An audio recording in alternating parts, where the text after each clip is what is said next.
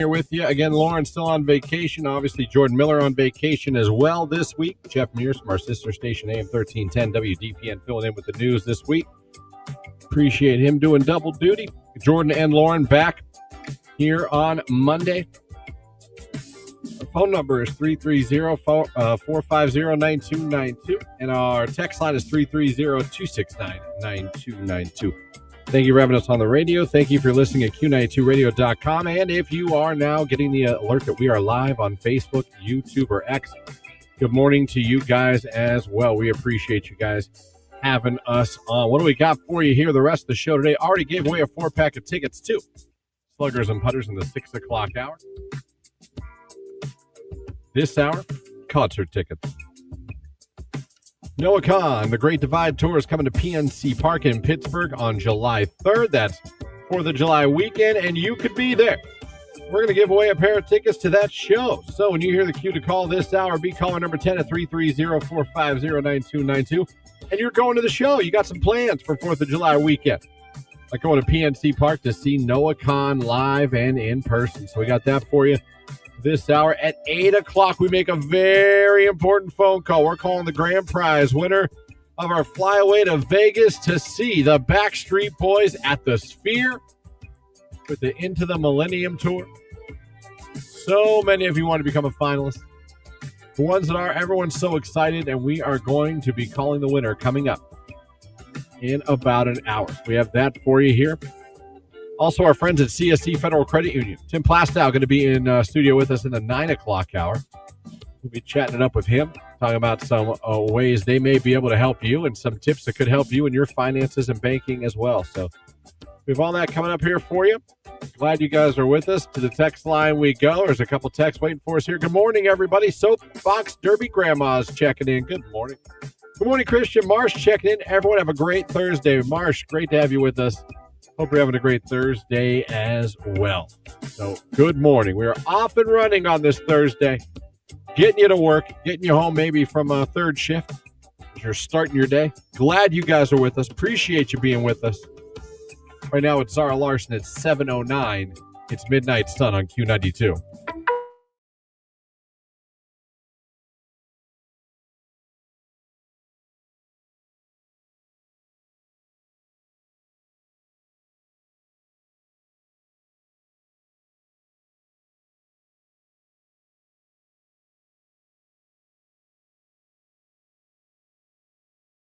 Pool talk.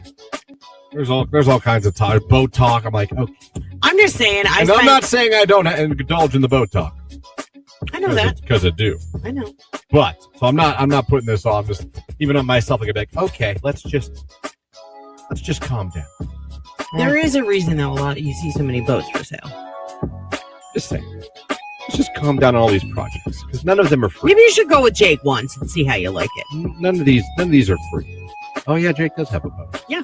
I wonder if he's been. I should ask him what he's done on his boat. The boat he bought with his buddies off Facebook. Its name is Bodie. Literally. His name is Bodie. He took to a guy to repair it, and the guy kept it for 8 years. Not 8 years, but it was a lot. It was a long time before he got his boat we were back. working on helping him get it back. Like, yeah, do you need us to step in? Do you really have a boat, or did this man steal your boat? Do not get a boat. Trust me. I gotta tell you, those people on the lake, they just don't look sad. No, because they're probably newer boat owners. You know what BOAT stands for? Someone says, break out another 1,000. There you go. And you can say the same thing for pools. Oh, I was just going to say that. So last night, what we did was we helped my in-laws. They got a new solar cover for their pool. So theirs is round, their pool is. Mm-hmm. And so we cut it into 4 pieces because it's a lot more manageable for my mother-in-law to be able to put the cover on the pool if it's in pieces versus one big sheet, because that would be like a 30-foot round. Yeah. Anyhow, so we had to cut that up. We helped cover the pool because she just shocked it again. Hopefully this is the last time before then we'll be able to swim. But because they just got pool water last weekend. Like they had to be topped off. But it's a lot of work. Like we've been helping her get some things ready. And then last night Tony said, like, Tony, you want a pool? He's like, nope. I mean, sure don't. It's a lot. Sure don't. Like they had problems with the filter and the pump, and I mean, it's just been one thing after another this year. It seems like my neighbors got one. It looks so fun. Yeah, you just have to get it there and keep it there. I think having a boat is fun, but it's also a lot of work and maintenance. You have to be passionate about it. Another one. Do not get a pool, trust me. Man. That's why I've always been like, yeah, my in-laws have a pool. Whoop, whoop. Like, I've never asked for one. Yeah, my brother-in-law and sister-in-law have a pool. My brother's got a pool. Yeah, see? I can go over there. He claims there's an open door policy. I know you.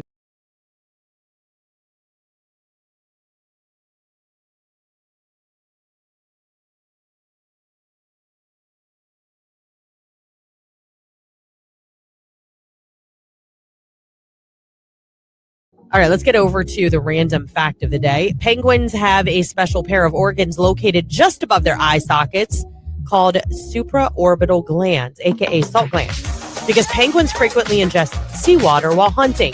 These glands act as highly effective biological desalination filters.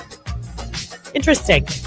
You know, penguins, I think, are like, I know way more about penguins than I should, because my kids were in Mrs. Perez's classroom, and if you were in Mrs. Perez in her class, like, you were Mrs. Perez's penguin.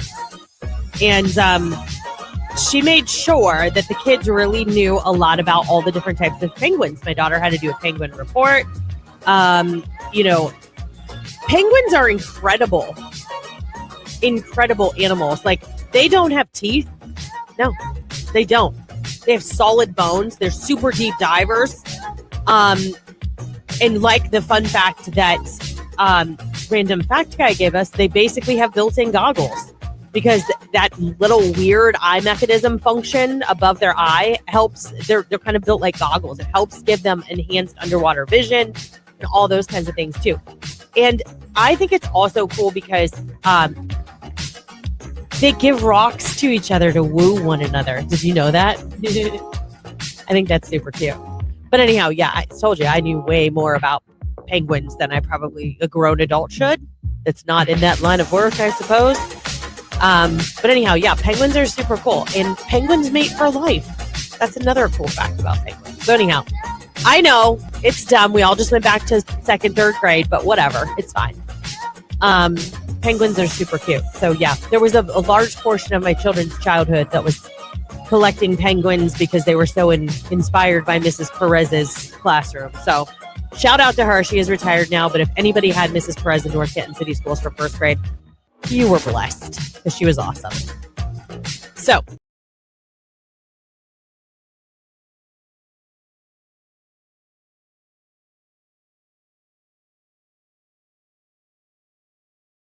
Q92 weather is brought to you by Wally Armor, Chrysler, Dodge, Jeep, and Ram, where nobody sells them for less. Q92. Widely scattered showers, maybe a rumble of thunder during the morning hours, and then we'll see a few more pop-up showers and storms by late afternoon into the evening today. Our high near 80 degrees. Overnight, isolated showers, maybe a little rumble there as well. Our low near 61. From the 3 News Weather Center, I'm Mark Johnson. Thank you, Mark. It's cloudy skies out right now. It's 63 degrees in Canton. It's Bruno Mars and Risk It All on Q.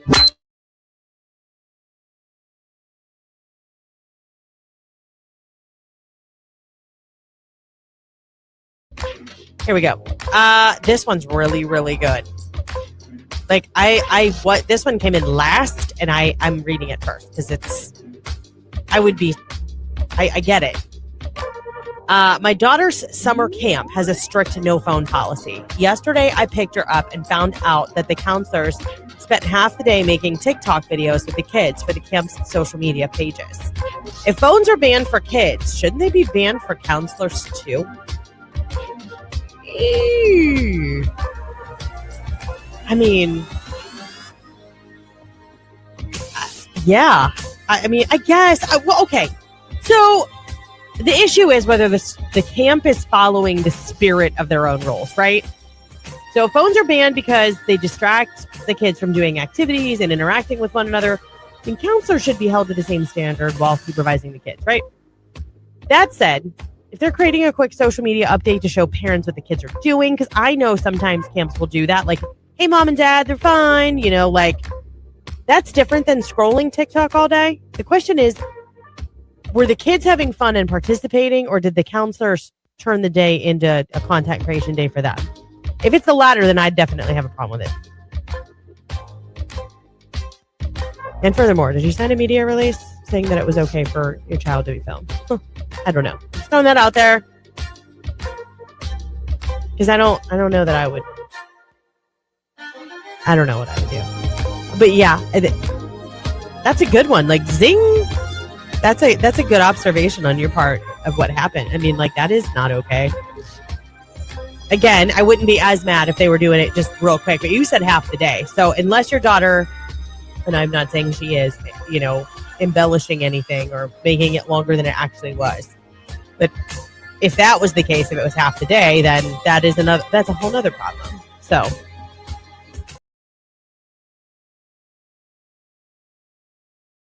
It reminded me. Wasn't there a song, Chantilly? There was an old song. Yeah. Things? Yep. That was a classic. Yeah, that's just hit me. I don't know. My parents, I would hear that. It was the Beatles. I don't think it was. No? I know it wasn't. Wasn't the Beatles. Wrong again. Let's look. But you can just Chantilly Lace. Yeah, what? It was a classic. The Big Bopper. Oh, the Big Bopper. He died in a plane crash. Yes, he did. With Richie Valens. I know. Yeah. La Bamba, great movie. La, la, la, la, la, Bamba. Bob, the brother in that movie, stole the show. I never saw it. You never saw La Bamba? No, but I saw. I mean, Ay caramba! I can't believe you've never seen La Bamba. Did you just really drop an ay caramba? What is this? That's terrible. We're like 12 watching The Simpsons. It's a great movie. La Bamba's a great movie. It put Lou Diamond Phillips on the map, for God's sake. And La Bamba became a huge radio hit again when that came out.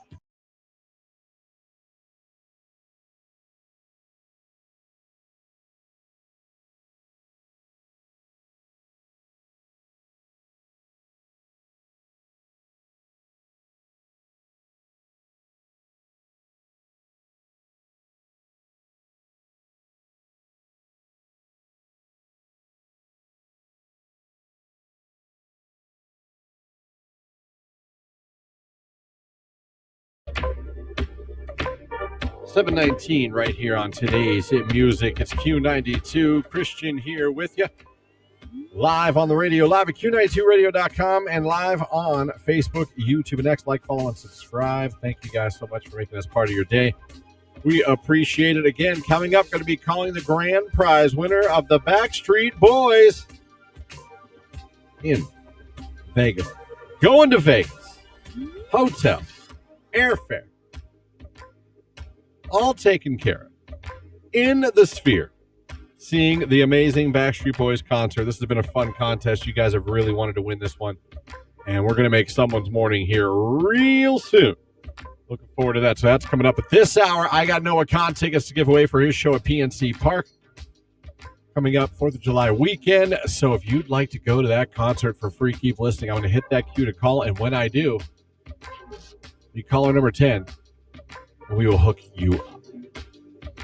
Talking with the wife about dating. It's funny. Her and Lauren have some similarities in the way they see things about ghosting. We've had the ghosting conversation a million times on the show. I'm not trying to have the ghosting conversation. I just feel that ghosting, it's not that big of a deal. I get how it can make you feel butthurt. I've been ghosted. I'm not coming from a place of never experiencing the girl who all of a sudden was texting you like crazy, and then she doesn't text you at all. Ever. Again. So it's not like I haven't been there. I just never took it personal. I was like, oh. Lauren believes that ghosting is kind of a D-bag move. And I get people feeling that way. We were talking about first dates. And she asked, well, if there was a first date, you went out with someone and there was no spark. You didn't feel like it was going anywhere. You didn't feel like you wanted to see the person again. Do you kind of owe them a, hey, thanks for, a good evening, all that, but I don't think this is going to work. I don't think we're a match. Or just never talk to again. I'm like, I would just never talk to you again. Is that wrong? If we went out on one date, just to get drinks, maybe dinner, maybe Panera Bread, and there was no spark. V, you didn't feel one for me, or I didn't feel one for you, or maybe mutually we just nothing. I don't think you owe that person anything. I mean, I don't think you need to be rude by any stretch of the means. I don't think you need to be callous. I don't think you need to be disrespectful. I don't think, I don't. It's like, first date, you want me? What do you want me to, like, profess that I don't love you after the first? Like, what? I don't know why you'd have to say that to someone. Sometimes you go out and it's just natural. It's just natural human nature. Sometimes you go out, you mesh with someone right away on a friend level or maybe romantic level. Sometimes you go out and you meet someone, you hang out for a few hours, realize, not really my kind of person. Whether it's looks, whether it's personality, whether it's whatever. But first date, do I owe you hey, why would I have to tell you after what? I don't think this is going anywhere. Well, yeah, because we just got coffee. I wasn't going to propose. Like, I don't know. I just feel like you say goodbye. Thank you. Thanks for meeting me out.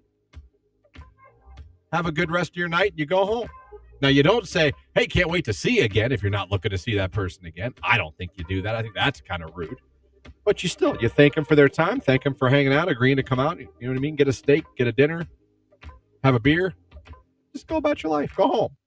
Play PlayStation. You know what I mean? Whatever it is you do. Read a book. Do you guys think you owe someone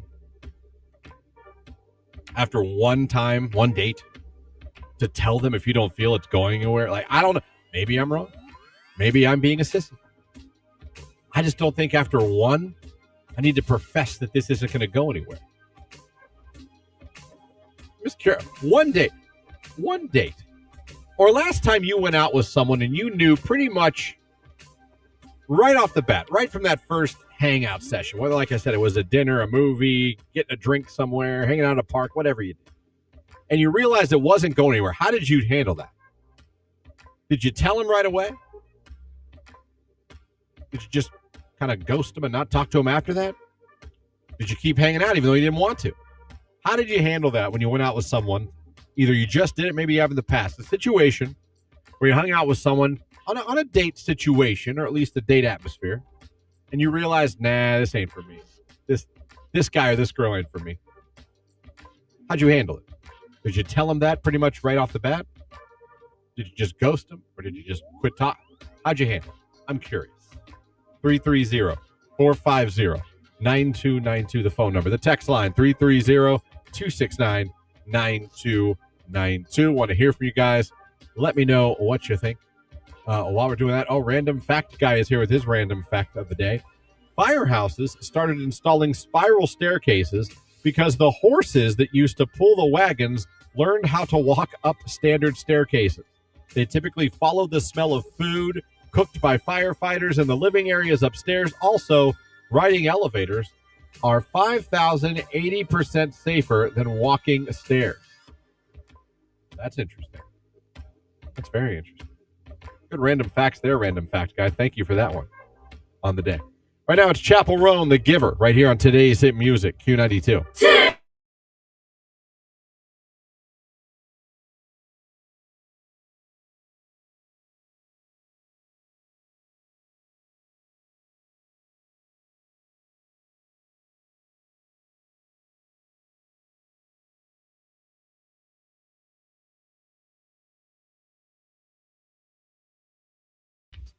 I got another one here. Having a party of 4 or more spread out in the hallway, forcing me to walk the gauntlet of your exhaust gases.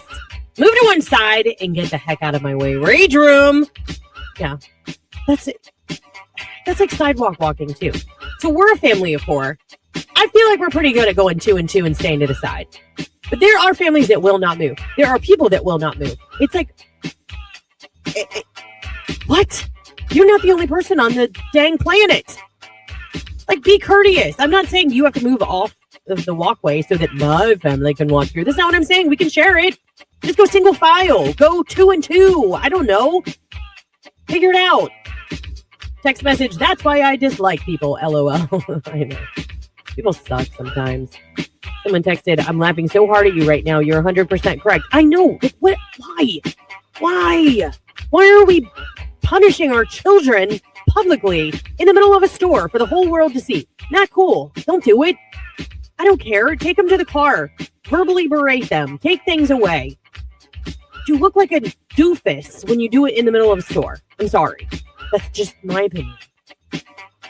Rage room, when people beep at you and you can't beep back because your horn is broken. If I'm stopped, it's for a reason. Or immediately after the light turns green, like we can see it.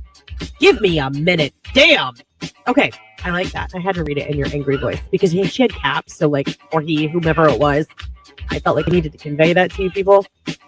Wouldn't it be amazing if one day, like, she says her horn is broken so she can't beep? Like rolling down your window and being like, beep! I think there's been times that borderline been that mad. Like, I would totally consider it. It just sucks. Christian's not wrong.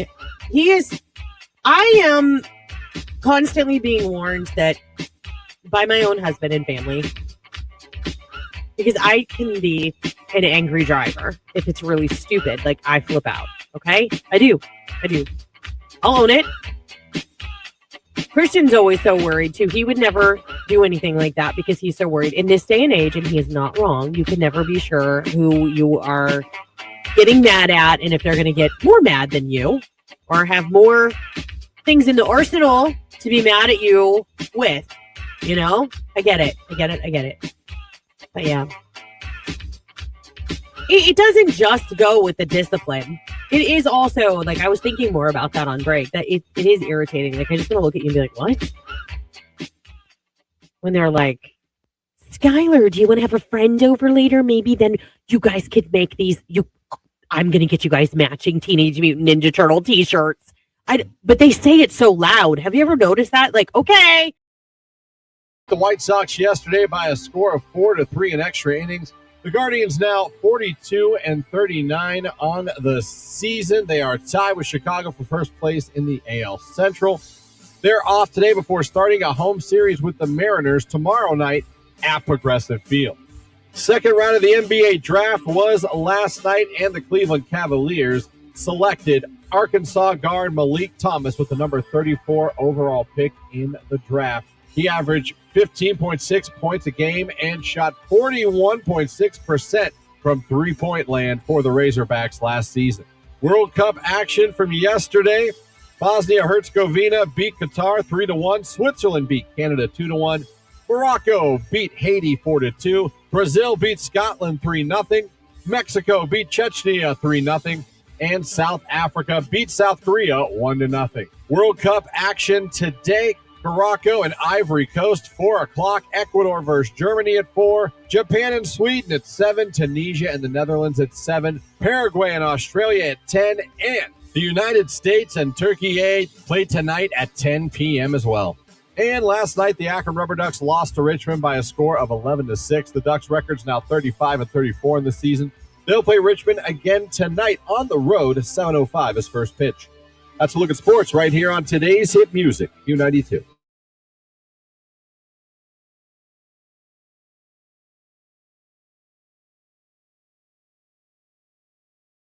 Okay, back to summer camp.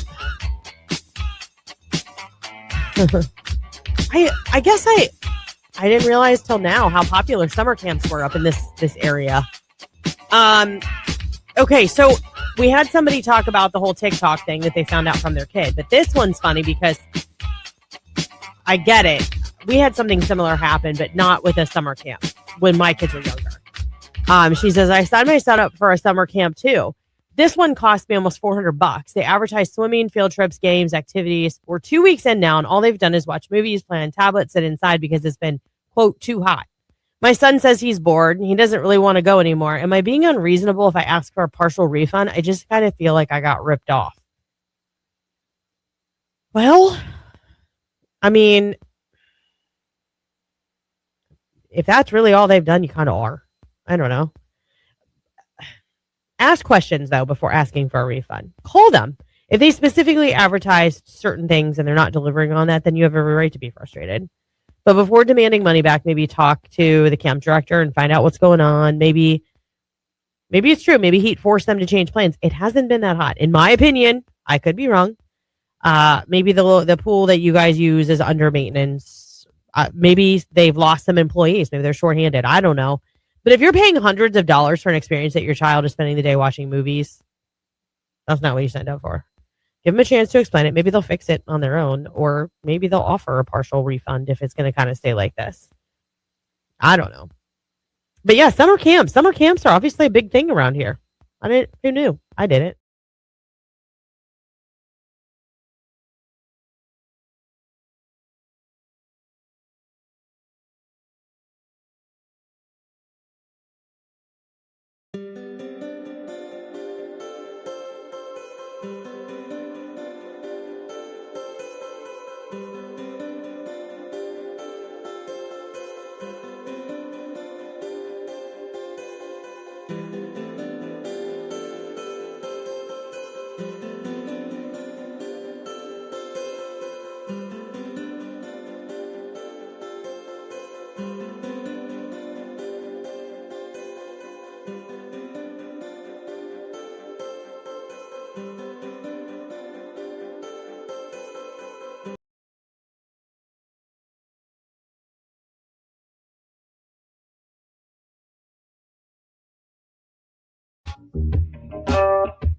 Still to come this hour, hitting that cue to call, and I'm giving away tickets to see Noah Khan at PNC Park on July 3rd in Pittsburgh. Be listening when you hear the cue to call. Be caller number 10, and you're going to that show. Calling our Backstreet Boys winner today in the 8 o'clock hour. Can't wait to make someone's day with that as well. 9 o'clock hour, going to get a finalist for that Food for 20 from our friends at Hot Head Burritos in Uniontown. Hoping you guys celebrate the heat this summer with some Hot Head Burritos. We have that for you. Plus, we'll be talking to our friends at CSE Federal Credit Union coming up in the 9 o'clock hour, around 9:15 or so. They'll be here in studio. Tim Plastow going to be in studio with us. Chat with him, talk about how CSE Federal Credit Union can help you and some things you guys could use, some knowledge you could use for your banking and your finance. Talking about if you wanted a date, just one date, a hangout, they have to be like dinner movie. You could have went and met coffee, had a beer, went at a park, I don't know. Chick-fil-A. No spark. Didn't see yourself connecting in any way, didn't want to hang out again. Do you owe that person to tell them that after the first date? I think no. I think the easy way to do that is when it's over, you don't be rude, you don't be disrespectful. Hey, thanks for coming out, meet me, I appreciate it. You have a great rest of your evening. And you just go about you don't say, oh, maybe I'll call you later. You don't say, oh, can't we do this again? Not if you don't want to. You don't have to. I'm asking you guys, like, if you've done that, gone on that date, that first time hanging out, realized, nah, this ain't for me. Did you ghost? Did you explain that there wouldn't be a second date or wouldn't be hanging out again? Or, you know what I mean? How did you handle it? I'm always curious about how you guys handle situations.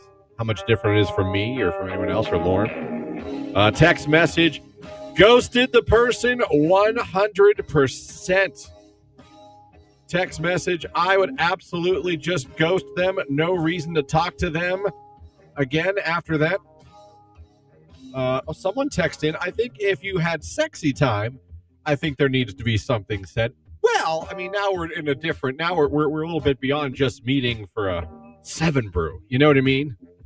If we're going that route. But then at that, boy, I want to go down that rabbit hole. But at the same time, if you're consenting adults, I wish I was Lauren here to bail me out right now. If you're consenting adults, like grown-up adults, and you meet up and you decide to do that, to go that route, if you will. Now, if there was no spark or anything, I guess, I don't know, but you're two grown adults. I mean, if you didn't like the person, why would you do that? Right? Now, if you're a guy, that can be easily explained. But you know what I mean? Like, I would agree it's a little bit more of a D move to sleep with someone and ghost them. But if you slept, this is a whole thing. You guys are. This could become a TED Talk because now you've changed the whole parameters of the conversation now. But I like that, and I would like to have that conversation. But I'd like to have Lauren here for that so I can piss her off. About a year into our relationship, my now husband, boyfriend at the time, told me that when we first hung out, he thought I was just going to be a booty call. And honestly, I thought the same thing when we met up as well. We have now been together 8 years. We have a 3-year-old daughter now. So if we stated that we thought it was just going to be a booty call early on, it probably wouldn't have gotten there. Now, ma'am, are you telling me that sex is the reason this relationship worked out? Because if you are, we need to spread the word. That's interesting. I get what you're saying. Sometimes the spark's not immediate. I understand that too. God, you guys are always so interesting to me. I went on a date with a guy, was not feeling it, told him I wasn't interested, and he, all caps, begged me for a second date, would not take no for an answer. It made me extremely uncomfortable. I think you were justified in being uncomfortable right there. But see, you went the route I wouldn't go. You flat out said, I'm not interested in another date. But see, if you'd have done my approach, just been like, hey, it was nice to meet you. Thank you. It was nice to have a drink. Thank you for meeting me up here. You have a great rest of your evening. I think you've said all. When you end it with, you have a great rest of your evening, or you have a great day. There is no, I'll see you again. I think that's good. I think that implies that we're on different paths on this thing called life. Oh, man. Text message, just hit it and quit it. You guys are horny this morning. What is happening? For once, I was not trying to take this down the sex road. I would 100% rather be ghosted than rejected. I don't know who that is. That's what I've always said. I'm not trying to have the ghost debate again, because, again, we've had that show. But if you gave me the choice, you said, Christian, this girl is going to look you dead in your eye and tell you she doesn't like you. Dead to your face. Or you're just going to go home and you're not going to hear from this girl again. And you're going to figure out. I'm sorry. I'm not going to be offended by that. I'm not going to be angry. I could be bummed out. I could absolutely, and I have been bummed out. Like, oh, man, she was cute. I liked her. That would have been nice. Crap. But, that there's no, just because someone agrees to go on a date with you doesn't mean that they have to like you. They have to date you. They have to want you. That you know what I mean? That means they're interested in going out and seeing if there's anything. You guys are always so interesting with your input. I love talking about anything life with you guys because the answers and the responses I get are always very interesting. So a few of you are very much into the ghosting if it's not working on the first date. Some of you have told the men right to their face, I don't believe we should see each other again, to which you were then stalked. Some of you saw yourselves as mutual booty calls and now have a 3-year-old kid. All over the spectrum. Let me see. Text message. I see. This is Lauren's. This is more of Lauren's side here. This text message. Ghosting is weak. Have the balls to reject me in real life. But what's the point of I understand that argument because I have it with Lauren on and off air. We've talked about it. I understand your argument. I guess you're saying it's a respect thing. But what do you get out of that? What would you, if I do that? Aren't you gonna be pissed that I did that? And call me a jerk? I think I'm a jerk. I think I'm mean. I think you weren't worth it anyway. You poo-poo man or whatever you want to call me. I can't swear on the radio, obviously. But I mean, if I truly did that, looked you in your eye and be like, I don't think this is going anywhere. I don't want to see you again. Goodbye. Isn't that going to piss you off too? It's an ego hit to anybody, whether you have confidence or don't. It's an ego hit. You can get defensive. You can get angry. Why not just be like, oh, he's not texting me. Okay. I don't know. We know my feelings on the ghosting. I'm pro ghosting. I'm anti to your face, but I also don't like human interaction all that much sometimes. I think dating is just strange, someone said in the text line. Organically, forming a relationship with a long-standing peer is the best. Really? You never met somebody and had a spark right off the bat, though? Like that you've never known or you've seen them somewhere, whether it be school, work, bar? I don't know where you kids meet now. I think it's all online. when I was in my teens and 20s, this is back in the 1900s before electricity. I mean, like you met people. You met people out at social events, at bars, at clubs, at I don't know, fairs. What like Greek Fest here in Canton or Italian Fest in Youngstown. Like there's just social places you went. You met people. Then you met this person had a friend from this neighborhood. Then you met girls from that town. Then you met girls from this town or guy. Like, but it was human interaction. You were out. Someone had a party at their house, and you went to this high school. You went to you went to Minerva, but they had Carrollton friends, and you met a girl from Carrollton or a guy from Carrollton, or you're at Jackson party, and some people from McKinley show up, and you meet some girls. Or I don't know. It's for the young people. I don't even know. I assume you guys just do it all online. It's like Amazon. At least I would know what's happening and not just sit there wondering. You're right. I'm not telling you you're wrong. But aren't you going to be pissed I sat there and looked you in the eyes and said, I don't think this is going anywhere? Isn't that going to make you kind of think I'm a jerk? Like, I doubt people, like we say we want that, but then we're really going to sit there and be like, you know what? Thank you. Thank you so much for being honest. I really appreciate you telling me you see no future with me. That was great. I'm going to tell my friends what an upstanding citizen you are. I don't think you're going to.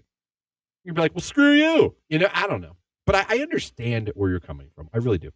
I think ghosting after a first date is okay. There we go. But it's not okay if you've been talking for a long time or have been on multiple dates. I am pro ghosting, but I would listen. I can listen to that conversation. First date, even second date. If I've been dating you for a year, I probably owe you a conversation. You know what? I won't even say probably. I owe you a conversation. But first date, come on. We met at David Buster's. You know what I mean? For 2 hours. Ghosting sucks. If you're just ignoring me suddenly after a date that I could have thought went well, my mind's going to go crazy, wondering if there was something I did or said to make the person not like me, and I will spiral inside my own brain wondering what I did wrong. So by the other person just telling me straight up, I'm sorry, I didn't feel that connection, yeah, it would hurt. But at least I know that I'm not crazy. Fair. Listen, we're all crazy in our own way. We all have quirks about us. There is not a person out there that doesn't have something that even whoever you're with, your husband, your wife, your girlfriend, your boyfriend, your side piece, your pool boy, there's nothing. No one has something that the other person doesn't look at them and go, you're weird for that. You're very weird for that. Like I have things. Everyone does. No one, you know what I mean? But I get what you're saying. At least you would know, okay, there was no connection. He didn't see it. I did, but okay. My girlfriend goes to another school was my most common lie. That was good. That made me laugh.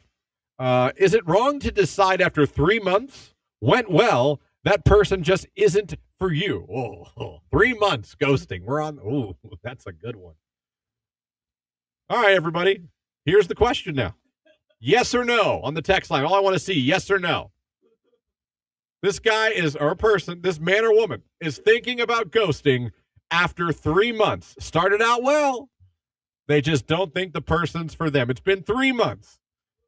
Are we post-ghost or do we owe the conversation, or is ghosting still appropriate? 3 months is our measuring point right now. Sir, the listeners of Q9, or ma'am, I don't know who texted that. The listeners of Q92 are going to help you right now with that question, okay? Text in yes or no, 3 months in, not feeling the connection. Oh boy.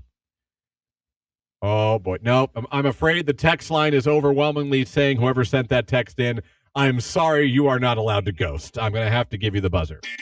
That's unfortunate. I would have, sir, or I don't mean to keep saying sir if you're a man, but it is like 100% text. No ghosting. No, all caps. No.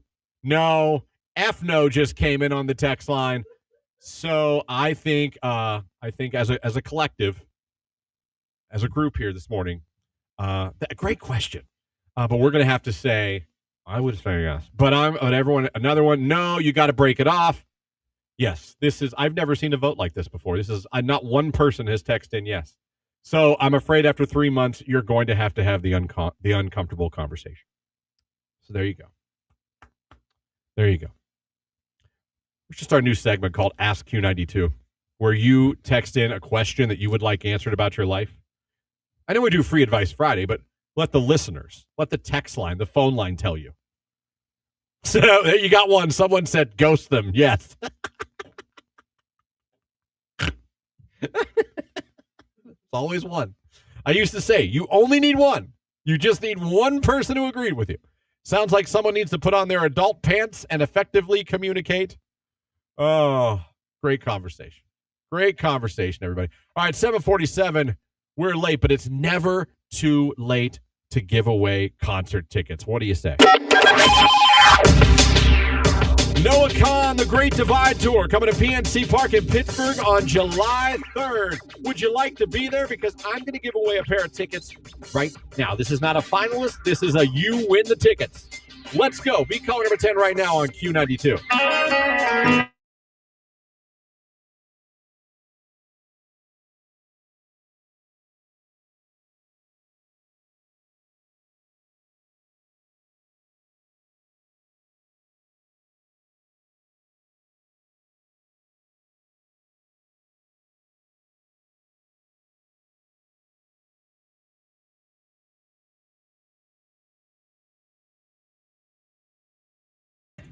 Rage Room, people who insist on pulling out in front of you and then going 10 miles per hour. Rage Room. That happened this morning, actually.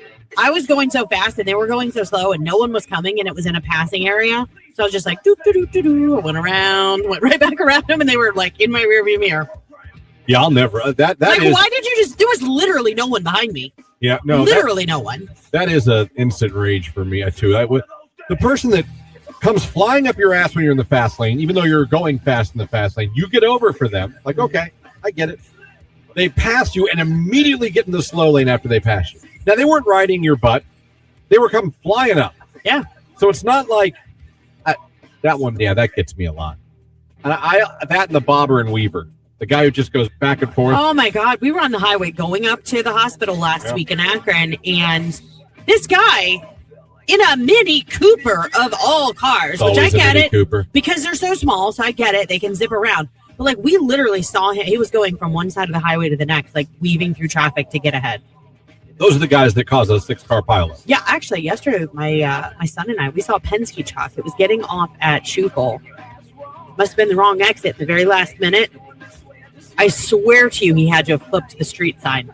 Came back on 77. You know how dangerous that is? Very. Just get back on. Just get off and get back. I was like literally driving him like, this son is exactly why it makes me so nervous that you're a driver. Text message. Rage Room. Morgan Wallen canceled, plus my closet collapsed at 1 a.m. this morning. That would probably scare the hell out of you. Yeah. Is it a ghost? Is it a ghost? Rage Room.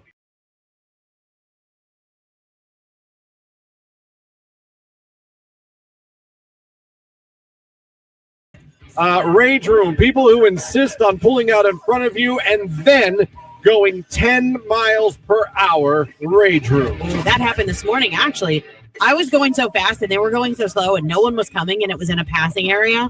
So I was just like, doo, doo, doo, doo, doo. I went around, went right back around them and they were like in my rearview mirror. Yeah, I'll never. That like, is. Why did you just? There was literally no one behind me. Yeah, no. Literally no one. That is an instant rage for me, too. The person that comes flying up your ass when you're in the fast lane, even though you're going fast in the fast lane, you get over for them. Like, okay, I get it. They pass you and immediately get in the slow lane after they pass you. Now, they weren't riding your butt. They were coming flying up. Yeah. So it's not like that one. Yeah, that gets me a lot. And that and the bobber and weaver, the guy who just goes back and forth. Oh my God, we were on the highway going up to the hospital last week in Akron, and this guy in a Mini Cooper of all cars, which I get it Cooper. Because they're so small, so I get it. They can zip around. But like we literally saw him. He was going from one side of the highway to the next, like weaving through traffic to get ahead. Those are the guys that cause a 6-car pileup. Yeah, actually, yesterday, my son and I, we saw a Penske truck. It was getting off at Schuylkill. Must have been the wrong exit at the very last minute. I swear to you, he had to have flipped the street sign. came back on 77. You know how dangerous that is? Very. Just get back on. Just get off and get back. I was like literally driving. I'm like, this sun is exactly why it makes me so nervous that you're a driver. Text message. Rage room. Morgan Wallen canceled. Plus my closet collapsed at 1 a.m. this morning. That would probably scare the hell out of you. Yeah. Is it a ghost? Is it a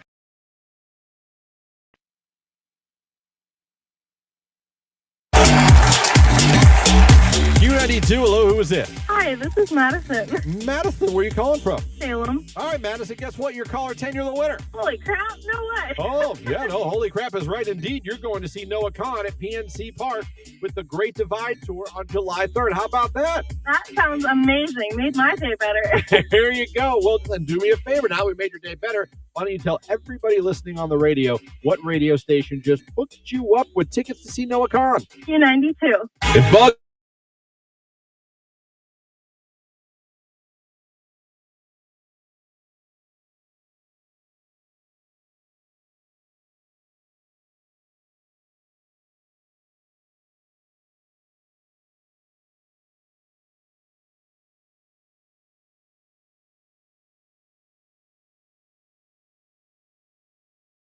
Don't meth with meth.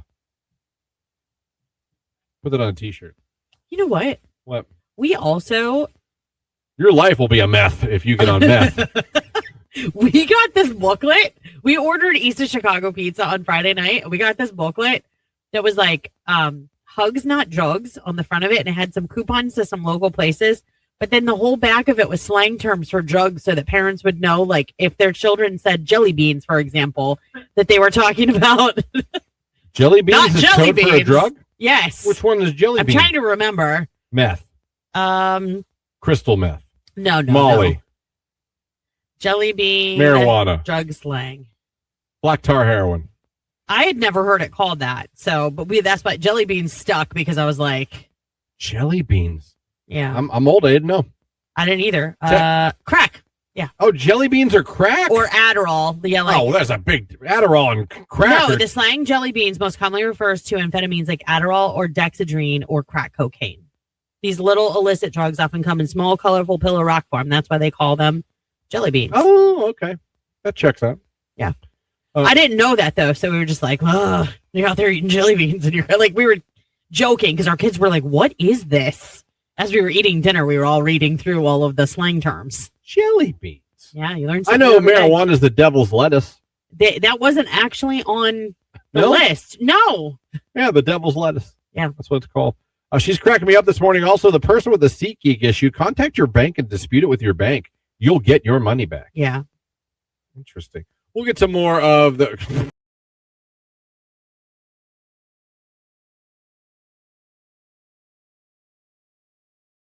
Is brought to you by Grove Appliance Furniture and Mattress, local, trusted, and family owned for 90 years, with a huge selection of appliances, furniture, and mattresses to go with unmatched customer service. Q92. Widely scattered showers for your Thursday morning, maybe a rumble of thunder, and then there'll be a few pop-up showers and storms by late afternoon. One or two of those storms could get a little feisty. Our high near 80 degrees. I am Mark J. Weather from 3 News. Thank you, Mark J. Weather. It is 7:55. It is current. Cloudy skies with a temperature of 65 degrees. Coming up the 8 o'clock hour, going to be talking to our grand prize winner of the trip to Vegas to see the Backstreet Boys at the Sphere. Right now it's Huntrix and Golden right here on today's Hit Music, Q92.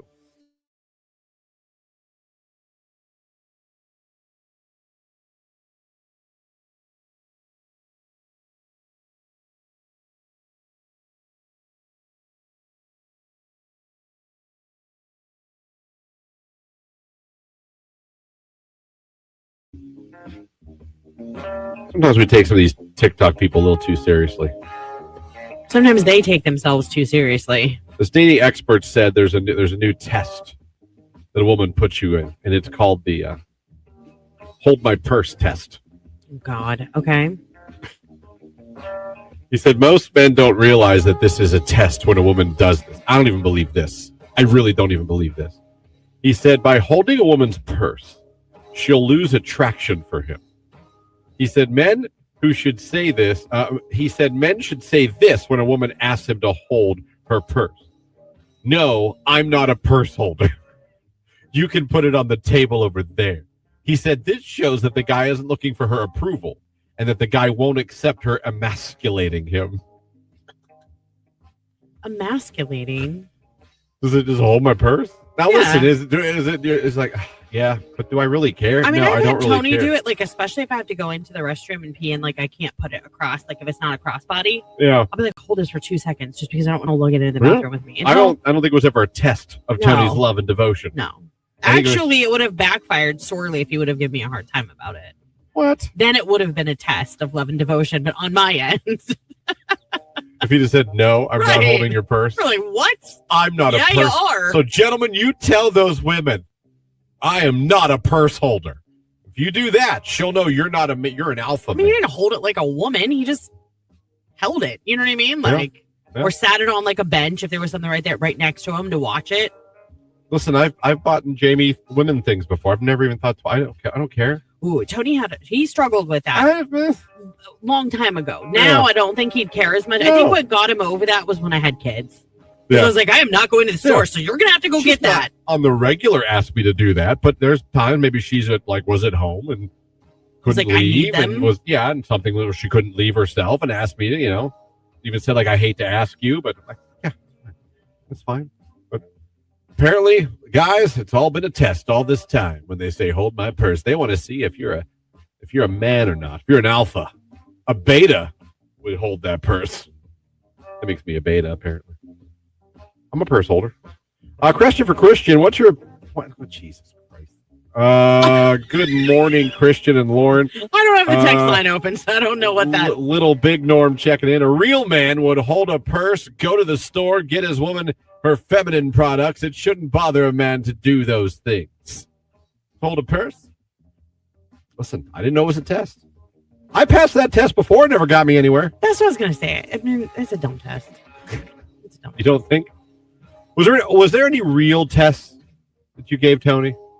I don't think so. Like, let's see how he reacts to this. I need to know what he'll do in this situation. I don't think girls really do that. I don't think so. normal girls really do tests per se. No, unless Things might happen in life and they figure things out. I mean, sometimes I'll do things just to see what his reaction's going to be. Like, I'll say something very outlandish that we should do or whatever.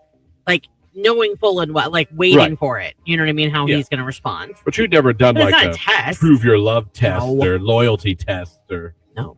nothing like. Yeah, I don't think that stuff happens in real life. Never have. But gentlemen, just so you know, next time your girl asks you to hold a purse, might be a test. You might want to grab the purse. And if you want to be a man's like man, her. if you want to be a man's man, what you're supposed to say is, no, I'm not a purse holder. And then see where that gets you. It'd be a fun social experiment if you guys want to do it and let me know how it goes. Mm-hmm. I mean, it all hinges on her asking you to hold her purse. Right. We'll decide then if this is a dumb test or not. Yeah, I like to put these things into motion. Maybe I'll just text Jamie that right now. No, I'm not a purse holder. You need to wait for the moment to... Don't be purse holders, guys. It's Benson Boone, Mystical Magical on Q92.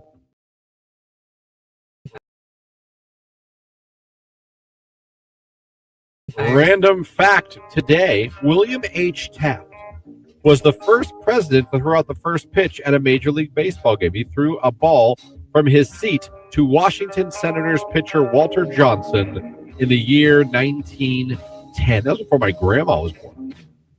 My great-grandmother. Wow. 1906. 1910. When did baseball like really start? When did they start playing baseball? 1800s. Was it? I mean, yeah. But I'm not. That's a genuine question. Yeah. Can you imagine what those first games were like? Everybody was all dressed prim and proper in the stands, sweating their butt off. 1846. Yeah. Think about that. Mm-hmm. That's insane. Is that why it's called America's pastime? Because it's like, I don't know where that name came from, but I'm still sitting here going, wow. Modern baseball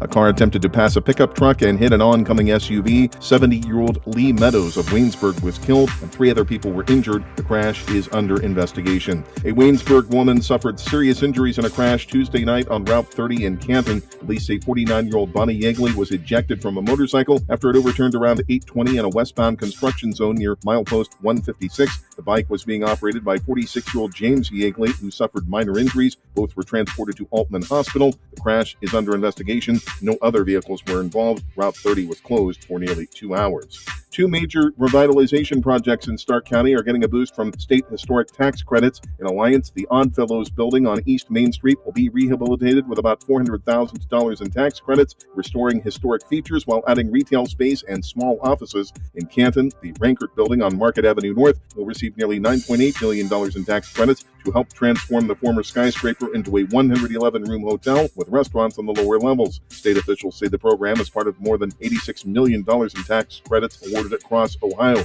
It's expected to leverage hundreds of millions in private investment. The future of Ravenna's city income tax will go before voters in November. City officials say the ballot issue would continue the current 2% earned income tax, which funds municipal services, including public safety and infrastructure. They say the tax is necessary to maintain current service levels and balance the city budget. A Columbiana County judge has ruled that a Washingtonville man accused of assaulting a sheriff's deputy and corrections officer will continue receiving mental health treatment in the community. 34-year-old David Kirby remains on conditional release after a mandatory review hearing. Common Pleas Judge Megan Dickerton determined Kirby still suffers from mental illness, but said community supervision remains the least restrictive option consistent with public safety. Another review is scheduled for June 2027.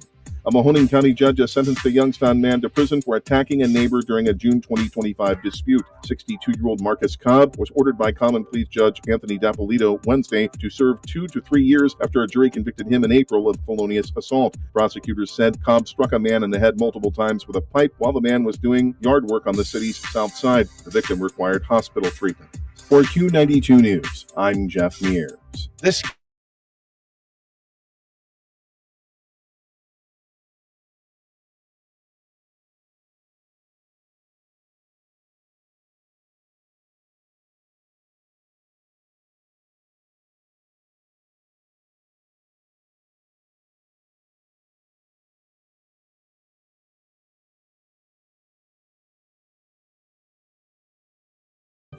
We spent time in a winery this weekend. I saw that. Yeah, right by Lake Milton. You're so bougie. Oh, it was fancy. There was a yacht rock band playing. And I know that because they kept telling us they were a yacht rock band and explaining what yacht rock was. Yeah, well. And I was, at one point, I was like, listen, I enjoy your music, but guys, I think we get it. Right. We get it. You're yacht rock. That is a thing now. There's literally channels of it now. Oh, yeah. It's on Sirius XM. Yes. I mean, it's not unheard of. You would think that, like, no one in the universe, they come from another planet and brought yacht rock with them. But they were good. It sounded good. There were some good tunes going on. There was a bunch of picnic tables. We were sitting right by the lake, watched a bunch of people come in, dock, get some wine, drink it, and then they got back on their pontoon and just headed back out to the lake. I was like, now that's how you do it. Yep. That's how I will have a pontoon. I know, that's what you say. I will have a pontoon. At one point in life, I will enjoy, and I will do just that. We will dock it at that winery. Okay. We will go get wine. Good. The wine we drank was something Sarah. Sweet Sarah was the name of the wine. Okay, so it was real sweet. It was I only like cold, ice cold. Well, cold. Do you put ice cubes in it at home? Okay. No, I don't really drink wine at home ever. Really? At a winery, I will. No. It's so nice, like in the winter, to have a glass of wine.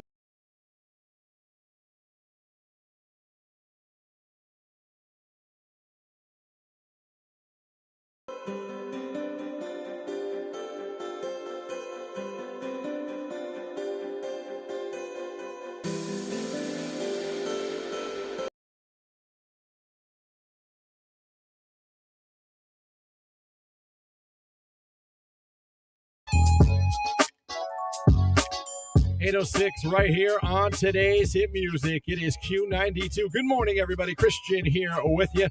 Lauren still on vacation. Jordan Miller on vacation, too. Thank you to Jeff Mears from our sister station, AM 1310 WDPN. Kind enough to do news for us this week. Both Lauren and Jordan will be back on Monday. Just had vacation time.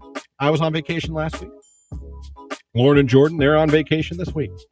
So hopefully they're enjoying. Lauren getting some time away in the cabin life, and Jordan getting some beach time. So they both are some of the hardest working people I know. They're both great people. They both love their families, and I hope they are both truly enjoying time away and getting some nice relaxation and just enjoying their family. Because something I've learned is I've got my own family, is that stuff is precious and it means a lot and it's important.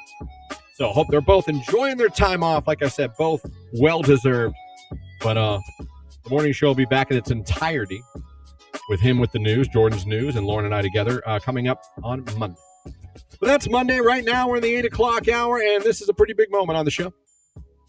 It's time to hear from another winner, another local winner of one of our amazing contests we do here at Q92. Our You're Included contests, I put them up against anybody's. When it comes to concerts, when it comes to whether it's a flyaway, when it comes to just experiences, sporting events, anything going on, stuff with our friends at the Hall of Fame and the Hall of Fame Village. Concerts in Columbus, concerts in Cleveland, concerts in Canton, concerts in Pittsburgh, in Detroit. In this case, Las Vegas. We try to give you guys as much as possible. We try to hook up our listeners and thank our listeners as much as possible. And this was a big one. Going to Vegas, hotel, airfare, all taken care of to see the Backstreet Boys at the Sphere in Las Vegas on August 6th. We got finalists with us, with Nicolina, with J-Dub. People blowing it up, trying to become a finalist. Well, it's time to talk to a winner. It's time to hear from another winner of one of our You're Included contests. This is a big one. Let's talk to another grand prize winner on Q92. Well, hello, good morning, Christina. How are you? Christian. You seem excited. How are you this morning? I'm wonderful, Christian. How are you? I'm doing good. You said you're from Oroville. How's things in Oroville this morning? Things in Oroville are great. It's a little cloudy outside, but I love a good rainy day. Who doesn't love a good rainy day? Excited Christina. I suppose you're trying to figure out why I might have called you. No, I know why. I've been praying all night. Oh, you prayed to the Lord for this? Is that bad? Well, no. In that case, you're going to be a much bigger believer in the Lord because, yes, we are calling you because you are the grand prize winner, Christina from Oroville. You are flying to Las Vegas to see the Backstreet Boys at the Sphere. Oh my God! Oh my God! I'm so excited. I've never been to Vegas. I've always wanted to go to the Sphere. Never been to the Sphere. You've never been to Vegas. And I take it you're a huge Backstreet Boys fan. I'm a huge 90s baby. So, yes. Backstreet Boys, yes. You grew up. This was on your radio. You had the CDs in your car. I mean, I've been in an almost... So I drive from Oroville to Alliance every day to go to school. Uh-huh. I am ripping that highway. Probably one of those people that, will have you rage rooming on Mondays. Yes. I got it. Just to hit the cue to call. This is an amazing prize, Christina. Honestly, hotel, airfare, all taken care of in the Sphere. One of the most amazing places to see any concert. And you are going to see the Millennium Tour live at the Sphere in Vegas. Have you decided who you're taking with you? So my sister and I were talking yesterday. I think I want to take my sister. She would be really elated to go with me. Talk about a moment with your sister or an adventure with your sister you would never forget. How about this one? It is unbelievable. That is awesome. Well, hey, you became a finalist. You prayed for it, and it happened. Christina from Oroville, you're going to Las Vegas to see the Backstreet Boys at the Sphere. Can you just do me a favor and tell everybody listening what live and local radio station is sending you to Vegas to see BSB? It's my favorite radio station, Q92.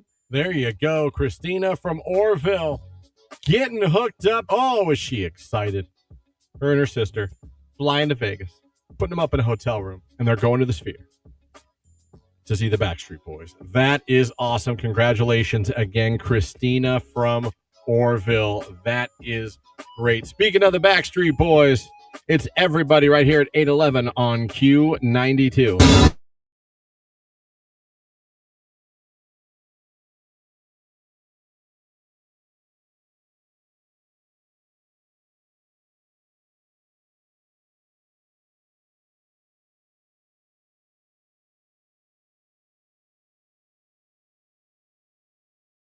Michael says SARTA me to work. Rider Michael counts on SARTA to take him to work, doctor appointments, and to see family. Every ride tells a story, and every rider counts. Where to? SARTAme.com. Patricia says SARTA me to shop. Rider Patricia counts on SARTA to take her to work, shopping, and doctor appointments. Every ride tells a story, and every rider counts. Where to? SARTAme.com. Michael says SARTA me to work. Rider.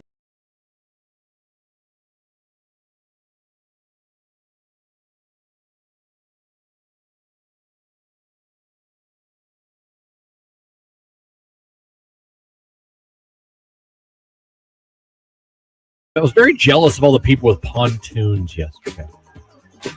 That's a goal of mine. A pontoon is a goal. Okay. Jamie and I have talked about pontoon. It's a matter.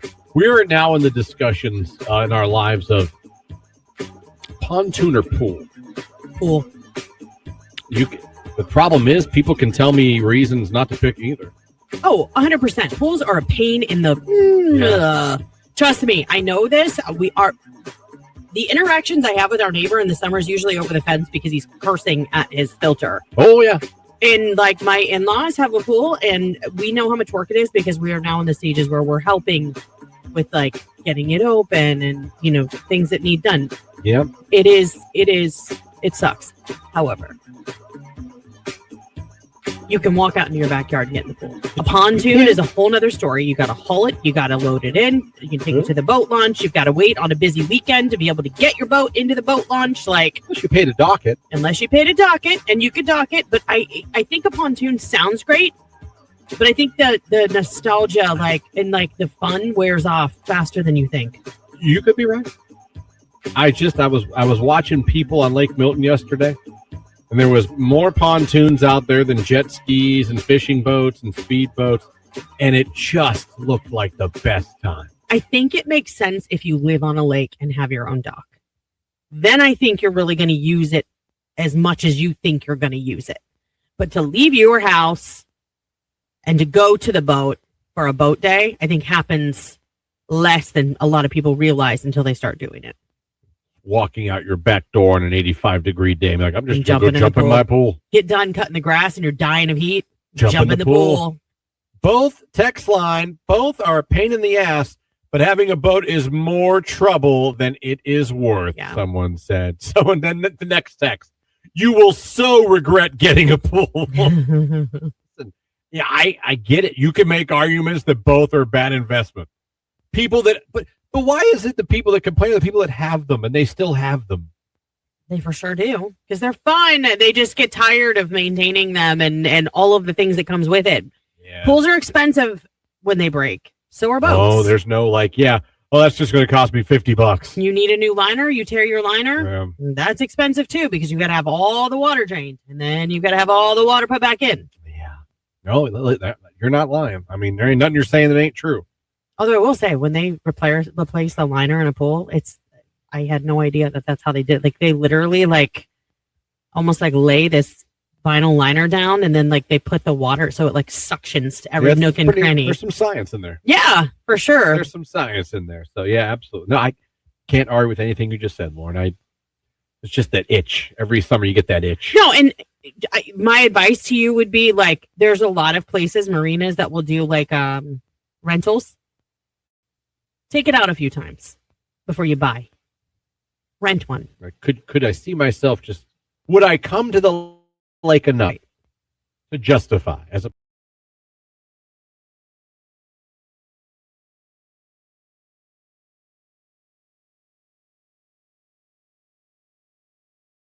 our friends from CSE Federal Credit Union. They're going to be in studio with us, and we're going to be getting a finalist for our contest with our friends at Hothead Burritos in Uniontown, hooking you guys up to help celebrate the heat this summer with VIP catering for 20 from Hothead Burritos. Got to become a finalist for a chance to win that. We're going to give you a chance to do that in the 9 o'clock hour on Q.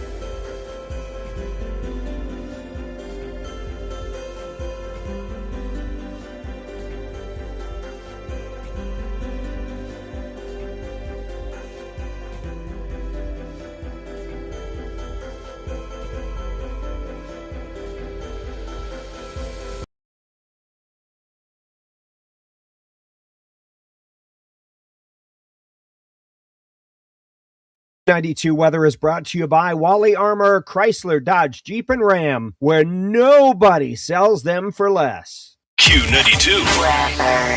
Grab that umbrella. Some widely scattered showers, maybe a rumble of thunder on and off through the day. It's going to be warm, a high near 80 degrees. Overnight tonight, isolated showers, maybe a rumble of thunder as well. Our low right around 61. From the 3 News Weather Center, I'm Mark Johnson. 20 minutes after 8. Right now, it's mostly cloudy out there. 65 degrees in Canton. It's Ella Langley in Choosing, Texas on Q92.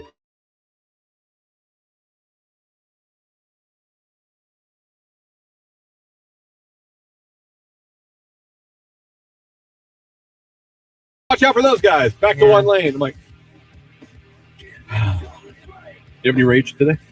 The only thing I have is from last week, and I walked it in because I was so mad, but then I ended up being such a good situation, and that's entitled old people. And I say this because we went to Dancing with the Stars, great mix of ages. We had senior citizens all the way down to little kids that wanted to go to the show. And we were leaving the parking deck, and I was like, ooh, I got to get in bed. You know, it was little did I know I was getting sick, because the next morning I'd wake up with a fever. But we're getting there, and I'm like, it's Akron. It's not going to take us long to get out of this parking deck. We sat in the same spot for 20 minutes, and then come to find out one of the gates broke.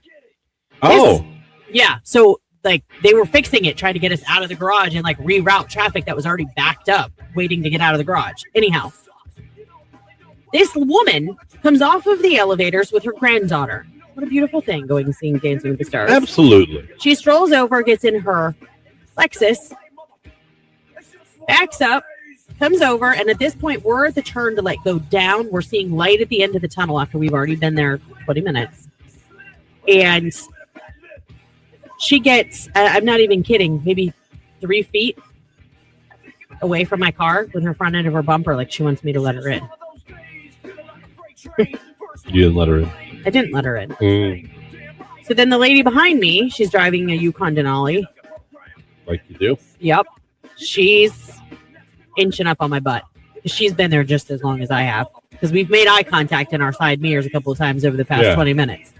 Anyhow, she doesn't let her in. This lady gets so mad, she backs up, and she starts to go down the up ramp. So that she could beat us at the bottom and try and cut us off at the bottom, hoping someone down there will let her in. Bold move. Very bold move. Yes. Her granddaughter, I felt so bad for her because she was probably like 17, was so embarrassed, I could tell. No one would let this woman out at the gate. Like, even when we got down there like faster than she did somehow. Like, I almost like met her down there. I was like, you've got to be kidding me. And my daughter's going, Mom, let it go. I'm like, no, this is ridiculous. What makes her think that she should get out of here before everybody else? Did she? She did not. In fact, when I got out to pay my ticket, yes, I had to get out because you had to do this weird, they instead of going left, they had us go right. So you had to do this weird, like, go around. We were going the wrong way out of another, like, pay place to exit. I couldn't get my car close enough. So I had to get out to pay my ticket. And the lady in the Yukon Denali behind me rolled down her window. And she was like, and that's how we stick together. Nice. Grandma did not get out early. She didn't. She was still sitting there when that lady said it to me. At this, she put herself in a real bad situation now because everyone's going to be like, that. You're not even supposed to be there. Right. Why are you in the down? Yeah. You know, like if somebody, God forbid, was coming in for some reason to go up, they couldn't have. Anyhow. So yeah, that I was like, why are we so entitled that we thought that was fine and that someone should just let you in because you were older? You felt like that is your card. That's the card you're playing. Well, it ain't working today. No, it was. But yeah, it did make me mad. There you go. That's how you kick off Rage Room, everybody. And I see Rage in the text line. We're going to get to it after sports, which is right after Justin Bieber, As Long As You Love Me on Q. As long as you love me.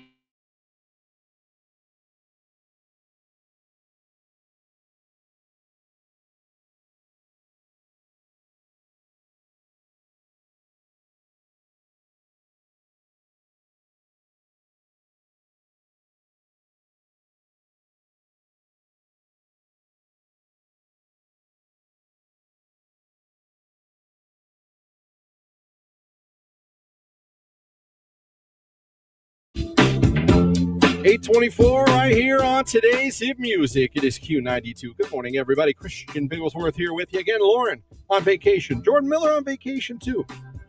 Deserved, earned. Both be back with us to make the morning show complete on Monday. Been a fun show so far. Gave away Noah Khan tickets. We gave away tickets to Sluggers and Putters in the 6 o'clock hour.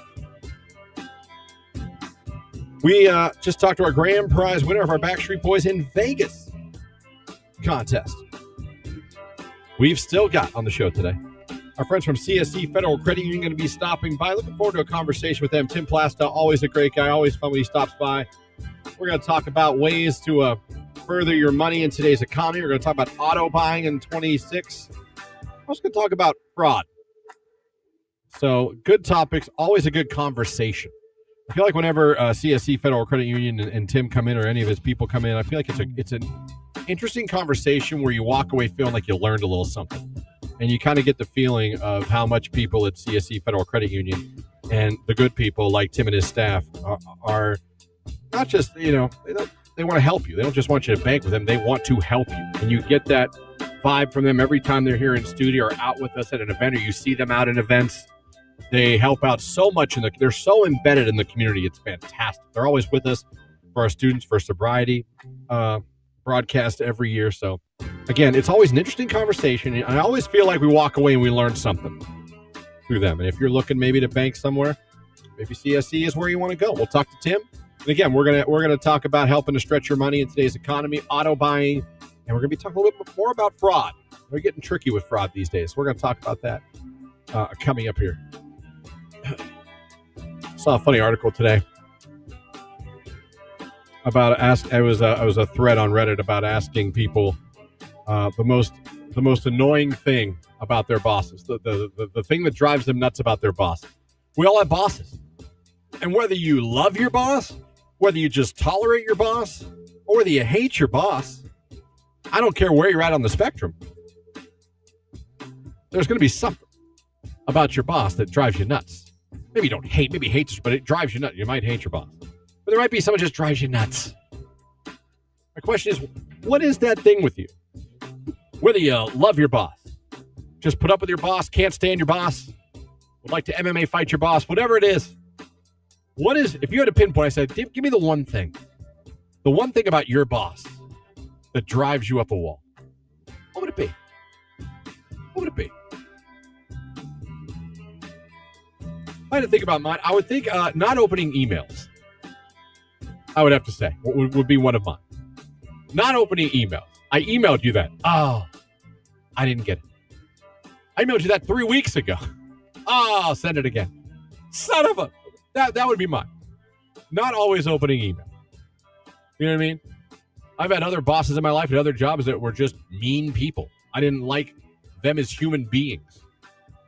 You know what I mean? I could some old bosses. What didn't you like about them? I had to see them. They were there. You know what I mean? But here, pretty much just the email thing. What's yours? Think about where you work right now. Think about your boss. And again, this does not mean you hate your boss necessarily. But what does your boss do at your job? Either personality-wise, managerial-wise, company running, whatever it is that drives you nuts. Like, I hate that he or she does this. Can't stand it. Drives me nuts. 330-450-9292 is the phone number. Our text line, 330-269-9292. And you can also put those comments on the live video feed if you're watching along on Facebook, YouTube, or X. Q92 Radio on Facebook and YouTube, at Q92 on X. Like, follow, subscribe. We love to grow our social media here on Q92, and lately it's been growing so much, especially our YouTube channel, our Facebook, and our Instagram. Been really cool to see. We love it. We love interacting with you guys. If you haven't noticed, there's even contests and giveaways we do strictly on our social media. Not just finalists for our contests. Like, we just give away prizes and concert tickets sometimes on our Facebook and on our Instagram. So it's something you definitely want to do. Like, follow, and subscribe. Q92 Radio on all socials. Do that, won't you please? But again, my question to you. What's something about your boss you can't stand. You don't have to put that boss's name. You don't have to say where you work. If you want to, it's a bonus. You get bonus points. I'd love to know, what about your boss? Can't you stand? Text message, not hiring enough staff, someone says. Not hiring enough staff. Everyone, listen, jobs in 2026, wherever you work, chances are you're wearing more than one hat. I promise you, in radio and television in 2026, you got a box of hats. You got at least 3 or 4 hats. That's just the way it is. It's the nature of the beast. So this person texted in, not hiring enough staff is the number one thing their boss does that ticks them off. What's yours? Want to hear from you. We got sport. Here's another one. Can't stand my boss's voice. We're dispatchers, so we're constantly talking. All right, so you don't like your boss's voice. That's fair. So we have not hiring enough staff, and we have the voice. Can't stand the voice. All right, we're off and running. Keep the texts, keep the calls, keep the comments coming. We got sports coming up right after Nelly and Dilemma on Q92.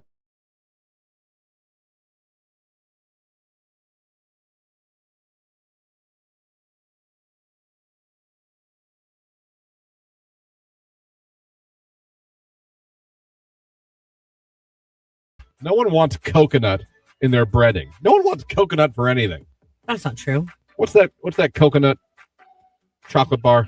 Mounds? There's a reason that there's always the Almond Joy? There's a reason why the Halloween candy, that Mounds or Almond Joy, is always the last one there, along with the dark chocolate. Always the last one in the bowl.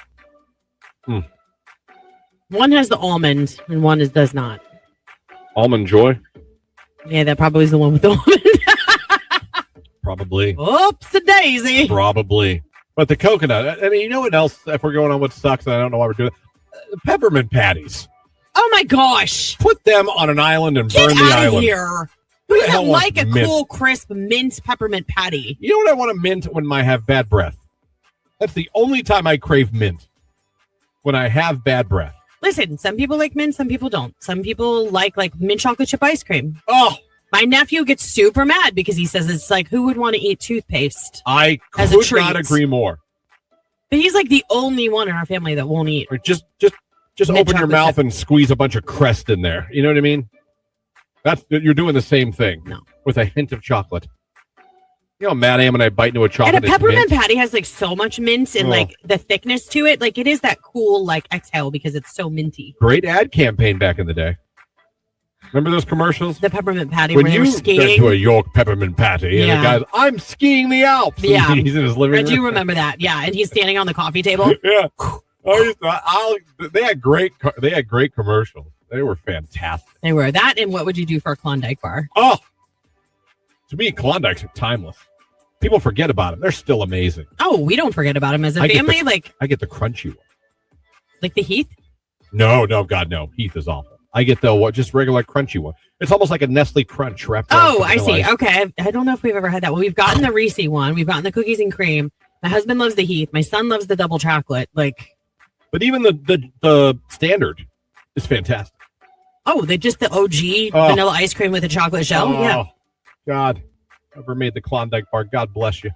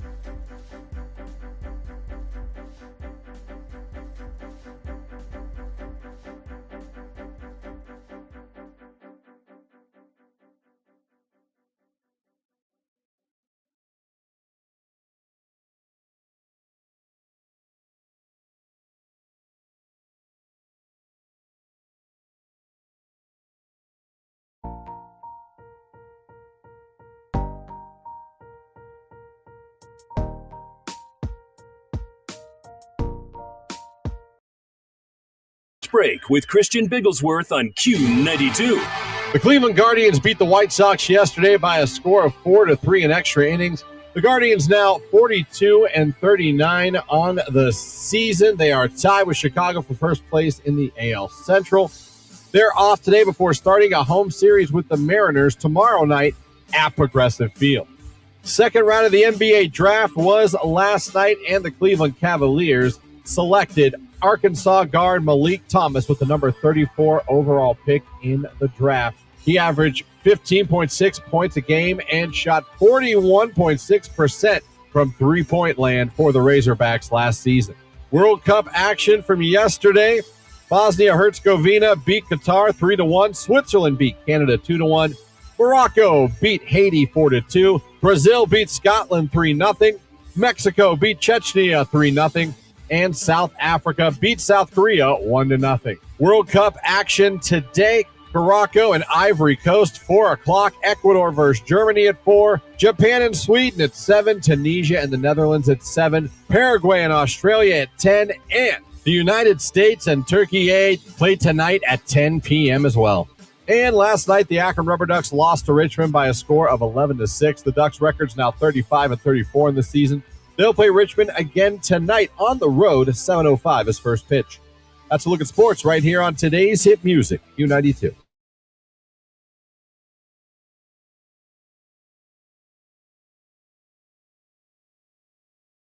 Who the hell am I to stop someone from hearing Cher? What song? Believe. No. It was for Sonny Bono. I know. He died. It was her She wanted to tribute move on. him. It was her tribute to him. Do you believe in life after love? Yes.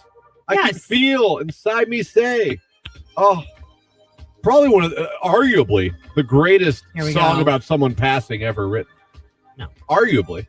Tears in Heaven, Eric Clapton. Oh, cliche. Slaughter, Fly to the Angels. You ever hear Slaughter, Fly to the Angels? I have not. Oh. I don't think I put that on in my grief. I'll tell you what, I'll bet you it's been played at every funeral. Really? You haven't been to. Wow. Yes. Okay. Slaughter. Someone look up Slaughter, Fly to the Angels. I might play it off YouTube. There's no swearing. I think you should. If I'll play it, you'll be in tears. Mm-hmm. You won't be able to compose yourself the rest of the show. No, look, bring it on. I'll have to play Cher first. But you know what? I might do it. Cue it up. I might play Slaughter, Fly to the Angels. I know you're thinking, Slaughter has a great song about death. They do. Great song about death. Fun fact. Should you even say that in the same sentence? I don't know. Fun fact, though. In the music video that Slaughter made for Fly to the Angels, it was a tribute to Amelia Earhart. Can't make it up. Are you serious? You can look it up yourself. The video on YouTube. You don't have to listen to the song. If you want to just mute and listen to it, that's Slaughter. You know why they're called Slaughter? The lead singer's name is Mark Slaughter. So they thought 80s hair band Slaughter. That's a tough name. It is a tough name. You know what I mean? It's better than I guess it's up there with Poison. Poison's pretty tough. Poison will kill you. Well, but you get slaughtered. Does anyone else even remember Slaughter, or am I alone on that too? No, I remember the name Slaughter. Are you really? Yeah.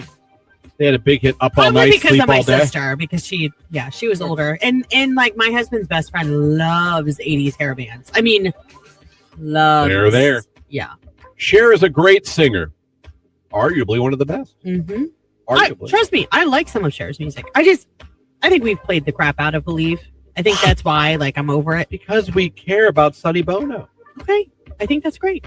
No, he died? Wasn't he in a plane crash? No, skiing. It was a skiing accident. Okay. So did Liam Neeson's wife that was in... The skiing accident? Yeah. Yeah.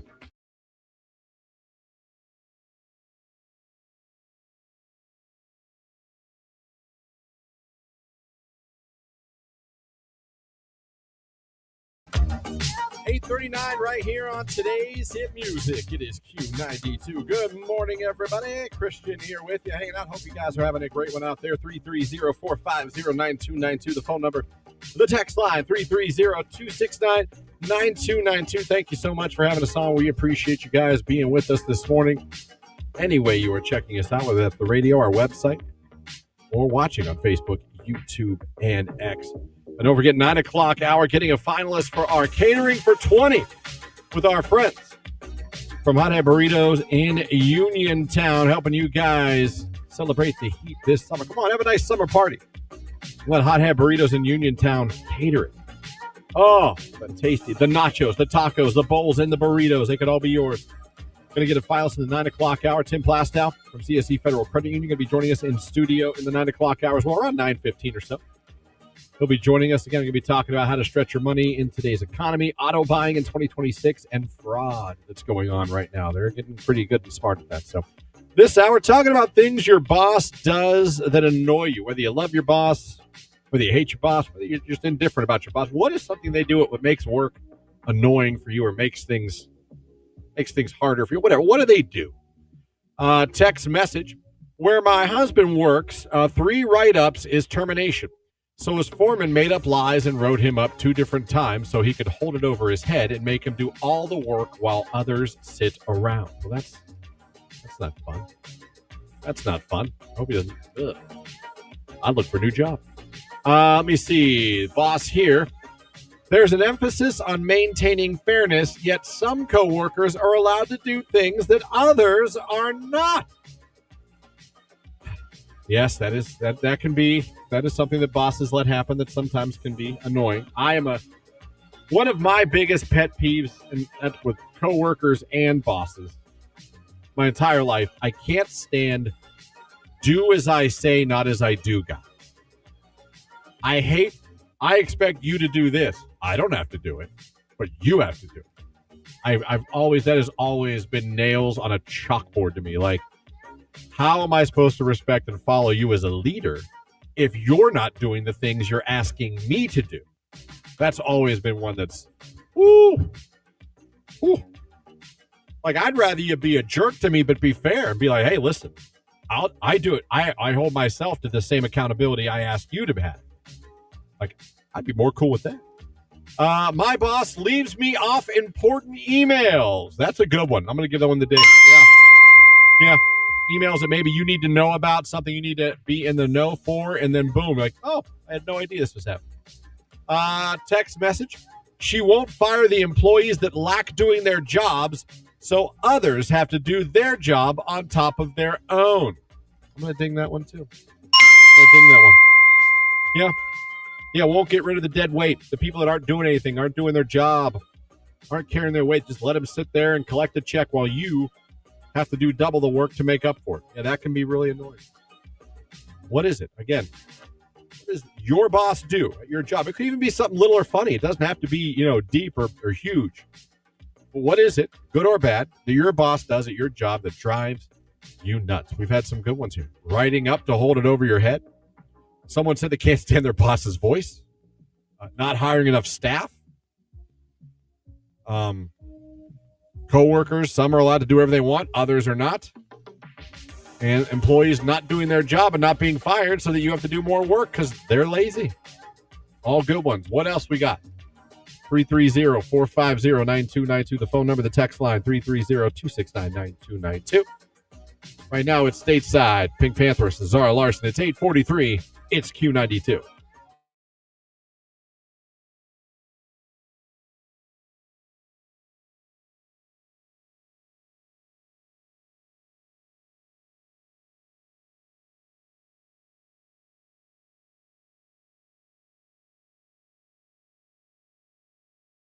I've never been to Seaside Heights. Is that not where Jersey Shore was filmed? They were weren't they there? I don't know. Seaside Heights. I'm making that up. I never watched Jersey Shore. You missed a gem.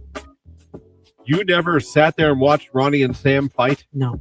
Oh, there is no toxic couple that was more entertaining to watch than Sam and Ron. Darn. You could play. Oh God. Ron, stop! You never heard that growing? No. Never? I never watched Jersey Shore. We're done. I mean, I know who Snooki is, and all, I know of the series, but I never watched it. Are you friends with her, Ron? Are you friends with her? We're done. They're so... Oh, God. Dude. He threw her bed on the patio.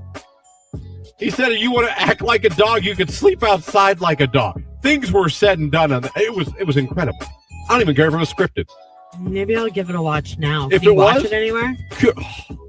Yeah, I believe Paramount. Okay. We have Paramount. Yeah. Don't worry about Jersey Shore Family Vacation. That's cute. You want Jersey Shore. Like the actual. The Jersey original Shore. Jersey Shore. Okay. Just phenomenal. But did you Google it? Is that where it was shot? Was where this person was going? Let me see here. Oh, the text lines are Google. Yes. Heights is where Jersey Shore was filmed. Yeah, they spent the summer. Do they still live there? No. They did a year. They did some in Florida. They did a season in Italy. Wow. I mean, they went, Well, then it wasn't Jersey Shore. Well, it became a brand after their first couple seasons. I see. Okay. It was one of MTV's final, home run hits for a show. Before they were no more. Yeah, it really was a late in their career, a boom, a resurgence they got from that. Yeah. It was a good show. No one else remembers Ron and Sam from Jersey Shore. Am I alone on that island? You guys are killing me. I would have thought everyone would have been absolutely. Text last week of classes for Westgate Middle School in East Liverpool. Field trip day for 5th grade. Let's go. Wow. You guys were last man standing. Yeah. No kidding. This is pretty much it. Yeah. You guys. I don't know if anybody else is still in school, but I think that's about it, my friend. Wow, that's late. Hopefully you start late. You know what I'm saying? Yeah. You know what I'm saying? So anyway, that's what we got for you here today. Text message. Absolutely remember Ron and Sam. Okay. It is Q92. More text. My boss expects me and my other coworkers to do everything. I mean everything, while the other coworker only has to do the bare minimum and won't take the initiative to train the other girl because she isn't smart enough. So she sits with her hands folded in her lap most of the day while me and my other coworker take care of the business. All right, there you go. That's one. Gossiping and starting drama, then denying it to her boss. Well, we're talking about bosses, not coworkers. We can do coworkers and other. We're asking, what does your boss do that drives you nuts? But I get that. I get that. My boss. No backbone. Says she is so busy to push work on others, and I see her on her phone all the time. Yeah, no, the phone tells you. The phone, in so many ways, can tell you so much. Boss issues. I had a boss that would scream a lot. It was very unnerving. Needless to say, I don't work there anymore. A screaming boss? Yeah, that can be something we don't like about that our bosses do. No screaming that'll get your attention. Not always in the good way. Not always in the good way. It's 8:48. We got a forecast from Mark Johnson coming up right here on Q92.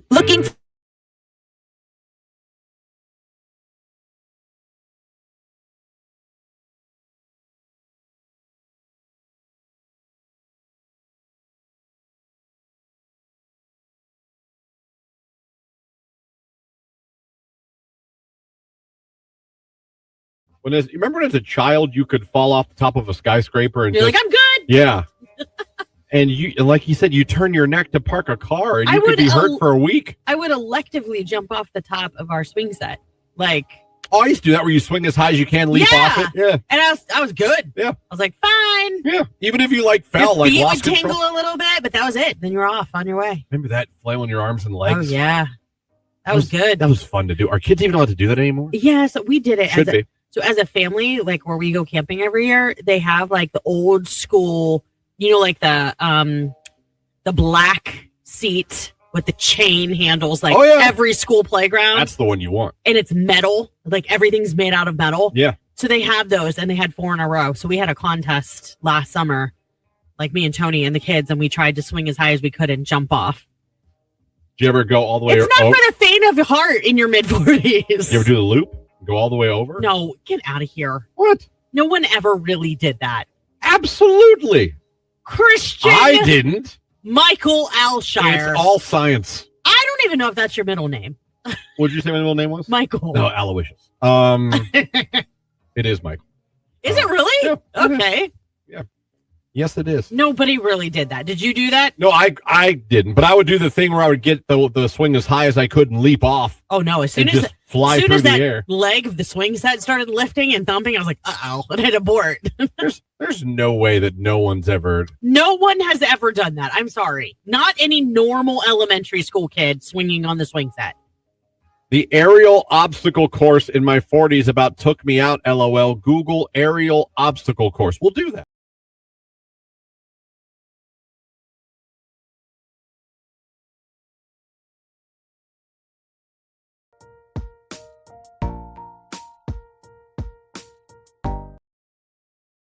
For your Thursday morning, maybe a rumble of thunder, and then there'll be a few pop-up showers and storms by late afternoon. One or two of those storms could get a little feisty. Our high near 80 degrees. I am Mark J. Weather from 3 News.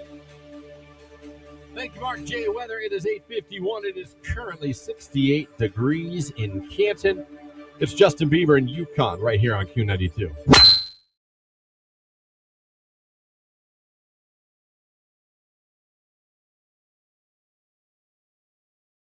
There for a second. Steel with plastic. You know, these people that live in our neighborhood, they have an in-ground pool and they have several kids coming and going, like high schoolers, college-age kids, whatever. Mm-hmm. They put solar panels on the roof of their house. I want to ask her so bad and be like, so did that really help? I don't know. I'm very curious to see like how much it actually has saved them on, especially with running like a pool heater. You see what I'm saying? And all those kids in the house. It might be awesome. I don't know. Does anybody listening have solar panels?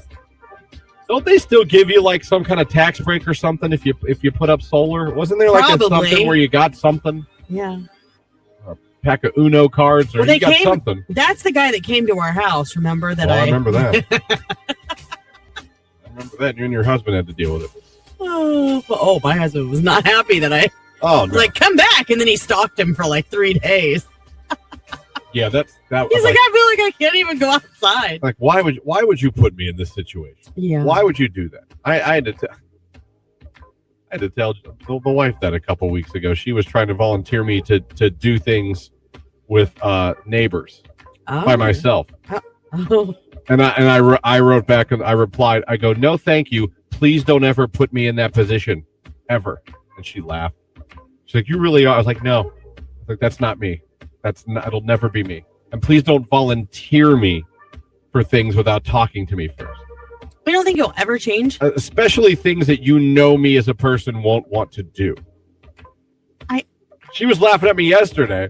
She was like, I saw you talk, because I was outside with Jim. Yeah. She's like, talk to the neighbors again. She's like, I know how much you love that. I'm like, I guess I don't not like talking to anyone. I just don't want to.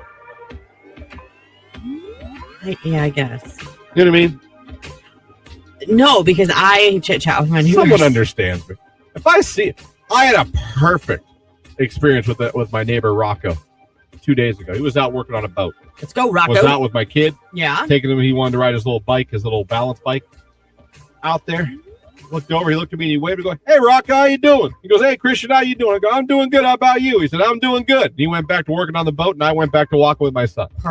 Perfect. Chef's kiss. Yeah, I agree with that. I acknowledge you. I respect you.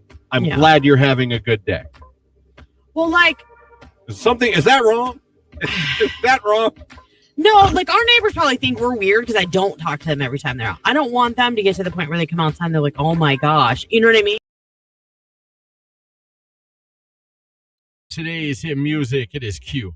92, 854. We are coming up on the 9 o'clock hour. Now, in the 9 o'clock hour, a couple things for you. Like I've been saying, we are to be joined by our friends at CSE Federal Credit Union. Tim Plastow going to be in studio with us. Going to be talking about stretching your money further in today's economy, auto buying in 2026, and fraud, things to watch out for.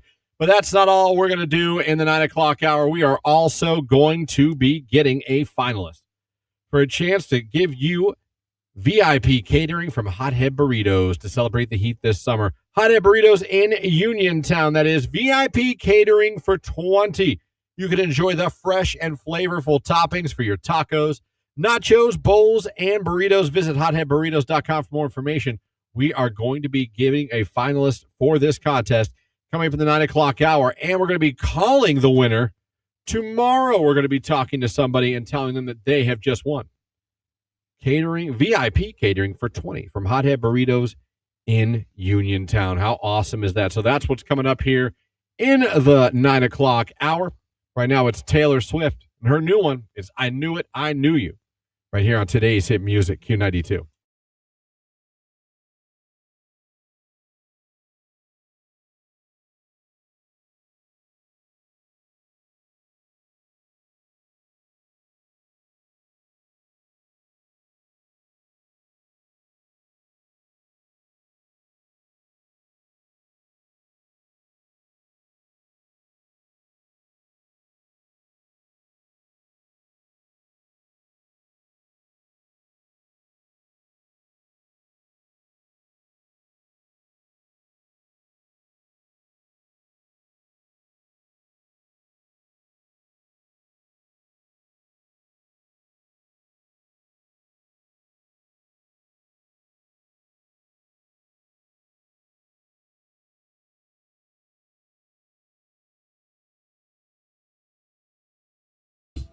How was your Tuesday? It's good. All right.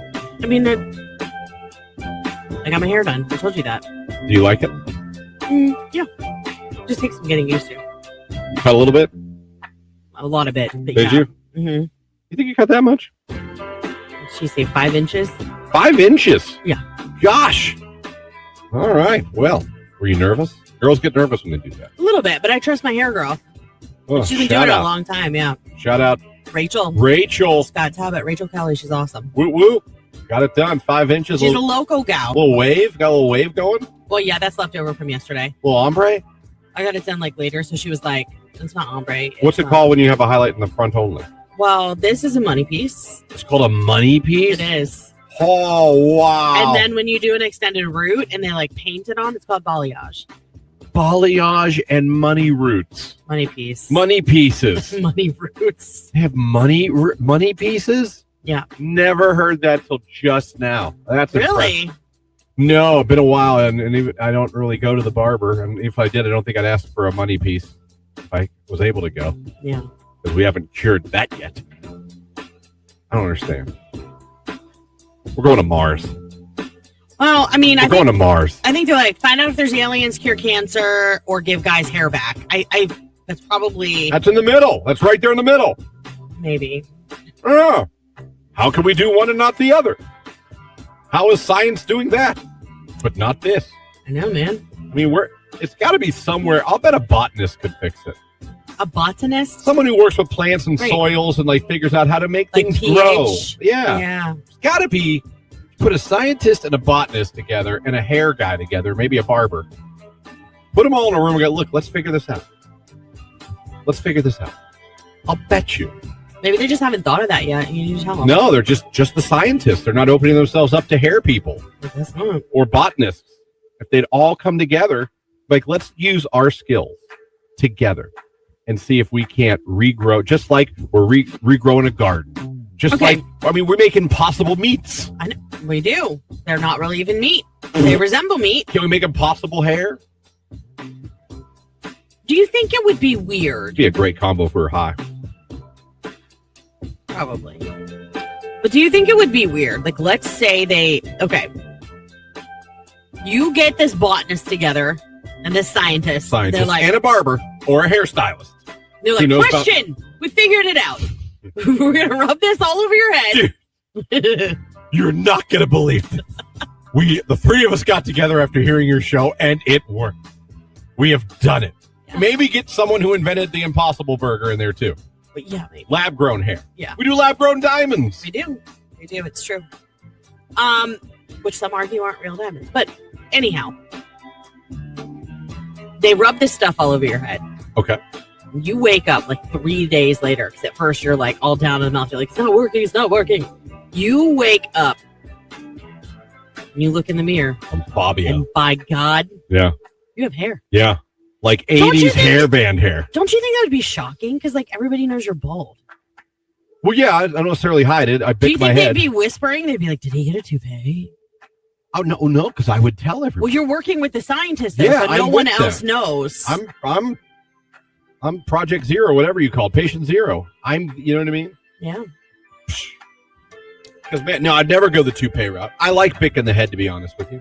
I don't understand the toupee route. Like, I know someone who's been bald for a long time and got a toupee, and it doesn't look great, but that's why he always wears a hat with it. But if everyone knows, what's the... I guess it's more of a... Okay. But you know what? Everyone knows I'm naked underneath my pants. Why do women wear Spanx? Everybody knows we're chubby, but we still put them on anyway.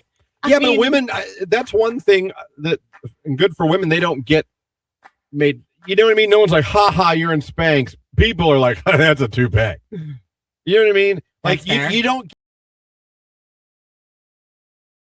With a Jordan Miller news update. From the Q92 newsroom, I'm Jeff Mears. The Highway Patrol says speed is believed to be a factor in a deadly three-vehicle crash in Carroll County. The wreck happened just before 5 Wednesday afternoon on Route 43 in Brown Township. A car attempted to pass a pickup truck and hit an oncoming SUV. 70-year-old Lee Meadows of Waynesburg was killed, and 3 other people were injured. The crash is under investigation. A Waynesburg woman suffered serious injuries in a crash Tuesday night on Route 30 in Canton. Police say 49-year-old Bonnie Yeagley was ejected from a motorcycle after it overturned around 8:20 in a westbound construction zone near milepost 156. The bike was being operated by 46-year-old James Yeagley, who suffered minor injuries. Both were transported to Altman Hospital. The crash is under investigation. No other vehicles were involved. Route 30 was closed for nearly 2 hours. 2 major revitalization projects in Stark County are getting a boost from state historic tax credits. In Alliance, the Oddfellows building on East Main Street will be rehabilitated with about $400,000 in tax credits, restoring historic features while adding retail space and small offices.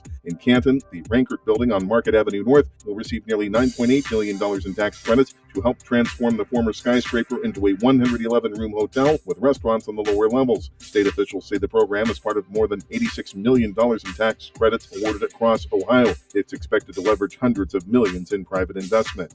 The future of Ravenna's city income tax will go before voters in November. City officials say the ballot issue would continue the current 2% earned income tax, which funds municipal services, including public safety and infrastructure. They say the tax is necessary to maintain current service levels and balance the city budget. A Columbiana County judge has ruled that a Washingtonville man accused of assaulting a sheriff's deputy and corrections officer will continue receiving mental health treatment in the community. 34-year-old David Kirby remains on conditional release after a mandatory review hearing. Common Pleas Judge Megan Dickerton determined Kirby still suffers from mental illness, but said community supervision remains the least restrictive option consistent with public safety. Another review is scheduled for June 2027.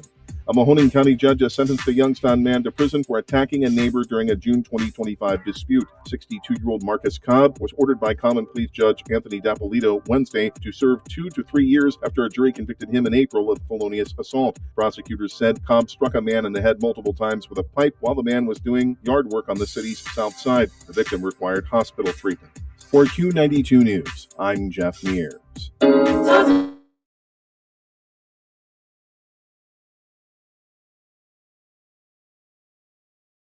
The thing when my kids were little. Yeah, no, listen, I'm just going to, I just feel like it could sell. Or like someone will put a picture of a car seat that they're selling and they're like, yeah, that's not legal right now. So you really can't sell that. That's illegal too. Okay. How do you know this? I'll just be like, you can't prove that. I'm with you, Christian. Mail laying around stuff not put away totally stresses me out. Dude, I would die if somebody commented. Prove it. Yeah, prove it. Prove it. I'm sure they could. I think it's very fun to tell people something. You can't prove that. That's fun to tell people and also tell people you won't do it. Some of the best times of my life with my friends have been started by the phrase "you won't do it." Great memories. I'm sure. Tell someone they won't do it. Watch their whole body. Watch their whole body language change. And what's awesome is you'll see how competitive humans are, because more than not, people will do. Just because you told them just not to. because you said they won't do it. I know. Will do the thing that they said they were going to do. Even if it could get them in trouble, not like legal, but you know what I'm saying. Right. Even if like it's a dumb thing to do. If you just calmly, you won't do it. Watch how many things you can get people to do with the cunning use of you won't do it. Car seats have an expiration date on them. Get the hell out of here. Do they really? What is it, bread? I heard that before and I thought that was kind of a joke, but I guess it's not. Who knew? I don't know. I'm just glad that we're over that. I mean, although I could probably use a booster seat in the car. Not gonna lie. When I get in my mom's car, I don't understand how she even physically drives. It's difficult when you're a short person. She might as well sit on the dash. Oh my God. My sister, if she ever gets in an accident, we've driven next to her on Main Street and I'll look over and I'll tell my daughter, I'll be like, she gets in an accident, she's toast. She is like, here's the wheel. I mean, she's so close. No, my mom. I'm like, that is going to be a broken nose, a fractured eye socket. Like, it's up as high as it goes, and it's as close to the steering wheel as it goes. And my sister's taller than me, so there's really no reason because I don't sit like that. It's very impressive. It's almost impressive until I have to get in it. I'm like, I need a shoehorn. When we went to Detroit, she drove, and I kept thinking, "Oh dear Lord, I can't take it if I have to look over and see my daughter's, back in the back seat holding my sister's head because it just got taken off from the airbag." Christ. Like, that's how close she is to the steering wheel. It's insane. I used to think those airbags had popcorn in them. Of course you did. It's Q92. Here's a tale of Tina searching.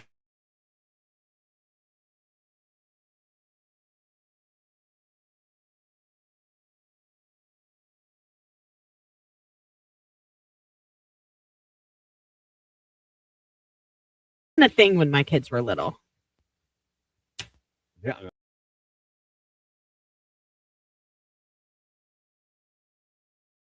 That's funny. We got some good rage today. We're going to get to that. You guys got some rage this morning. I love it. The other job I would have loved to have been, looking back now, a pimple popper.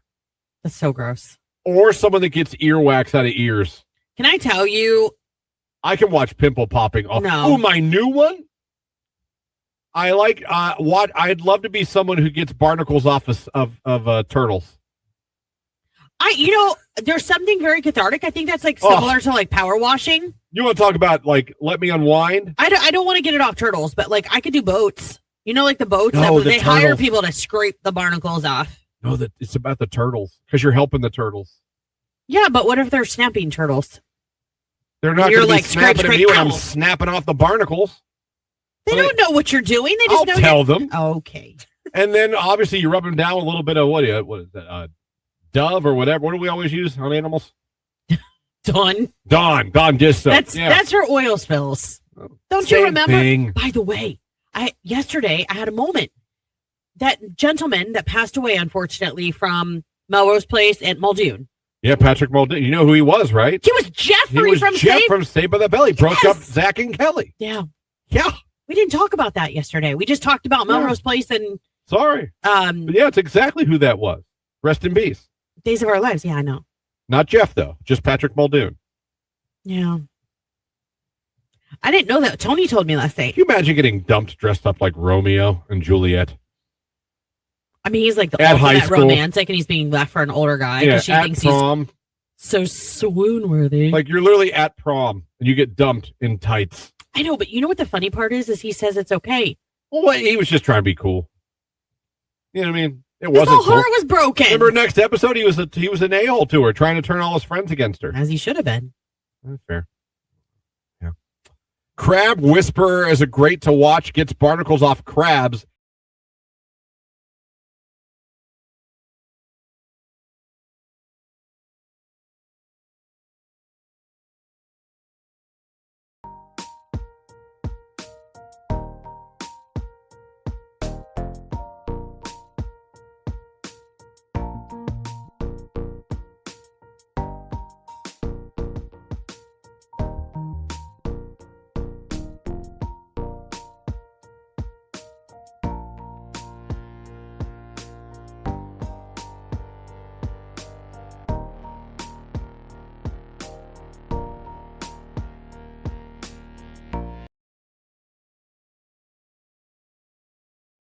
And welcome to the 9 o'clock hour of the Q92 morning show. Christian here with you again. Lauren still on vacation. She'll be back Monday morning. Christian Bigglesworth here with you live on your radio, live at Q92radio.com. And of course, live video on Facebook, YouTube, and X. Thank you for watching, listening. We appreciate any way you're checking us out here this morning.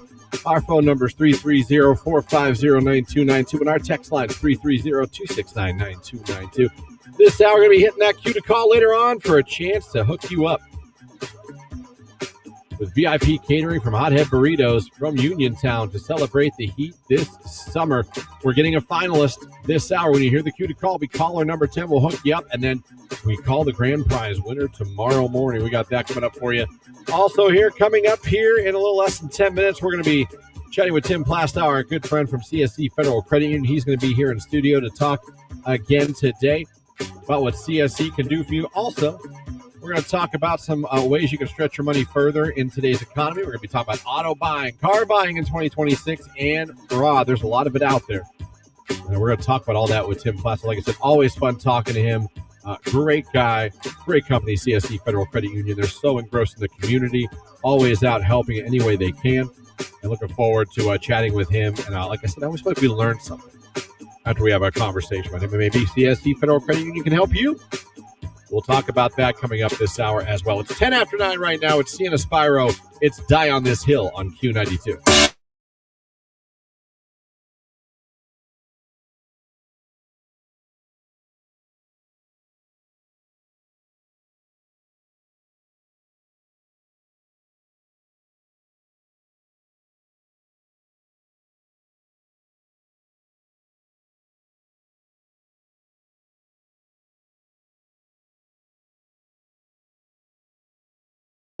My mom being there now, one of the really cool things that I still can't believe she's so good at. A really weird thing she's insanely folding laundry. She's had a lot of years, Christian, to do it and perfect it. I fold my laundry. I've always folded my laundry. I live by myself for years. I cannot fold laundry with that precision. Yeah. I'll look at because I'll be like, why did you don't have to do all? She's like, I'm sitting here watching Jim. She's like, why not? Right. Yeah. She's like, you had stuff I was doing laundry too. She's like, I just folded yours. I'm like, how do you fold so perfectly? Every shirt. Can I tell you something? Every short. Do you know how much you saying that to her probably meant to her? I don't think I said it to her. Christian. Oh no, I thought it. Christian. You know what? I'll tell her today. You should. Oh, God, you fold laundry well, Mom. I was hoping you really did say that out loud. I was trying to let you know, even if she didn't say anything to you, it meant a lot to her. And then you're like, I actually didn't even say anything. She never worked at a department store. It wasn't like it doesn't matter. She had 3 kids and a husband. That's a lot of laundry. And boys that were in sports constantly ripping through. I get clothes. all that. Everything you say is true. That doesn't make... Listen, that can happen. Lots of women fold laundry their whole lives. Men, too. That doesn't mean they're good at it. Yeah, generally it does. That generation. I'm not good at folding shirts. Well, I fold a shirt and cuss at it after. You're built different. Yeah, in many ways. Back then, it was more of ways. I don't know. It was just the thing you did. Just my mother-in-law is the king of getting stains out. Everybody in our family, if there's a stain they can't get out, they'll show up with said garment to her house to ask her to remove the stain. My mom was usually good at that too. Yeah. I can't believe you didn't tell her. Christian, that was terrible. You would have made your mom feel really well. I can still tell her, everyone. She's still with us. And here we are knocking on the door of Mother's Day. Good Lord. All right. I'll just get her a card and be like, man, you fold laundry well. Love you, Mom. I'm just saying that tender moment of being like, I really appreciate you folding our laundry, but how do you get it so pristine? It is. You are the best laundry folder I've ever seen. She would take that, I'm sure, as a huge compliment. Huge. It would make her feel good. Okay. Listen, I just got her new gift. I'm gonna send her other gifts back. I'm just gonna tell her how great she folds laundry. Oh, stop being a baby. That's what it is. Today's hit music, Q92.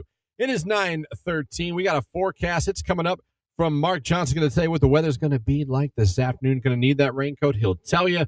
Rejoined by Tim Plastow after that from our friends at CSE Federal Credit Union. That's all coming up next here on Q92. Want to rock?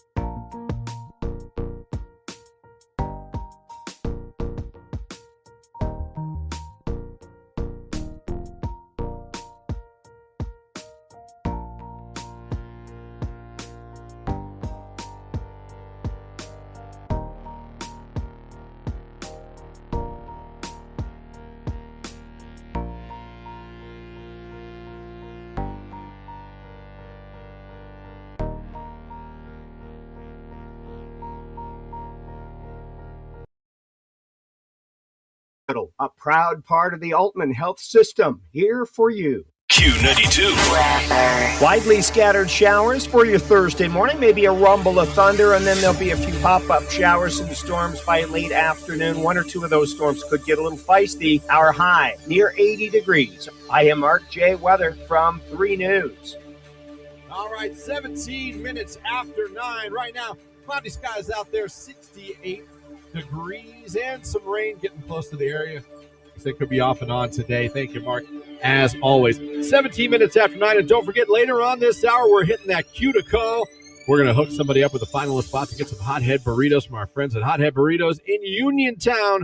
Bring in the heat this summer. You could win catering for 20 for your summer party. So be listening and hit that cue to call later on. When you hear it, be caller number 10. You'll be in the running. We call that winner tomorrow and hook somebody up. Big shout out to our friends at Hothead Burritos in Uniontown. All right, our good friend Tim Plastow from CSE Federal Credit Union back here in studio with us, joins us once a month to talk about banking, talk about finances, and some ways CSE Federal Credit Union might be able to help you. And I was saying before you got on here, Tim, I feel like the conversations are always awesome when you're here, and I always feel like we learn something after you're here. Like, I always feel like we have a better understanding of things after you guys show up, whether it's you or you bring any of your awesome staff down here. So I always enjoy the conversation. Yeah, I appreciate hearing that. And I heard you talking about that a few times on my way in, and I appreciate that. That is certainly something that's important to us at CSE Federal Credit Union, is just helping to educate people. Money is very simple at times, but it's also very complex, especially if you get into lending or if you get into some of these things that are just not normal. You know, it's really easy to swipe a debit card and hope that you can pay for your groceries or your gas or whatever you're buying. But then when you go to finance a car or buy a house, things get a little bit more dicey or tricky sometimes. Yeah, and like I always say too, like I think sometimes we kind of know things, but we don't really know things. And I think sometimes we're almost afraid to ask, well, how does that work? Or how do I do that? And we've talked everything over the times you've been here, but we got some interesting topics, especially the one we'll end with today, and fraud. Definitely want to talk about, because, man, and you put it perfectly in your notes here, and we'll get to that at the end, but they're always evolving. Basically is what I wanted to say. Like, fraud is always, and I have a 76-year-old mother. She's awesome. She's doing great, but she's a target. Yeah, absolutely. And we'll get it. We'll definitely get into that, because that was interesting. You want to hit on that today. But I think a lot of times one of the things I want to talk about today is money's tight for a lot of people these days. You know, a lot of people, inflation, gas prices. It's just things are more expensive right now, and people's pays necessarily aren't raising to affect that in every case. Some they are, and that's great. Well, and it's funny you bring that up, because I always like to educate myself before I try to educate others. And looking at numbers and statistics from the Treasury and the Federal Reserve and stuff like that, wages have actually caught up and passed inflation for the last 12 to 18 months, maybe even a little longer.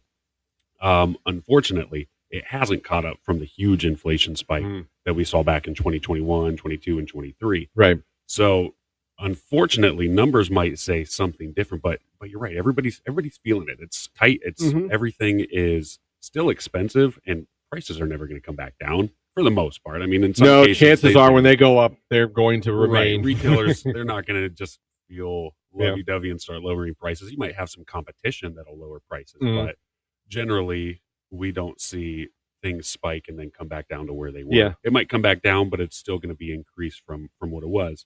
And that makes it difficult for folks. And around here, I don't know about you guys in your situation. I know my taxes on my house went up, and my property taxes, all that stuff. Everything continues to rise, and it just makes it that much more important to know where you're at financially.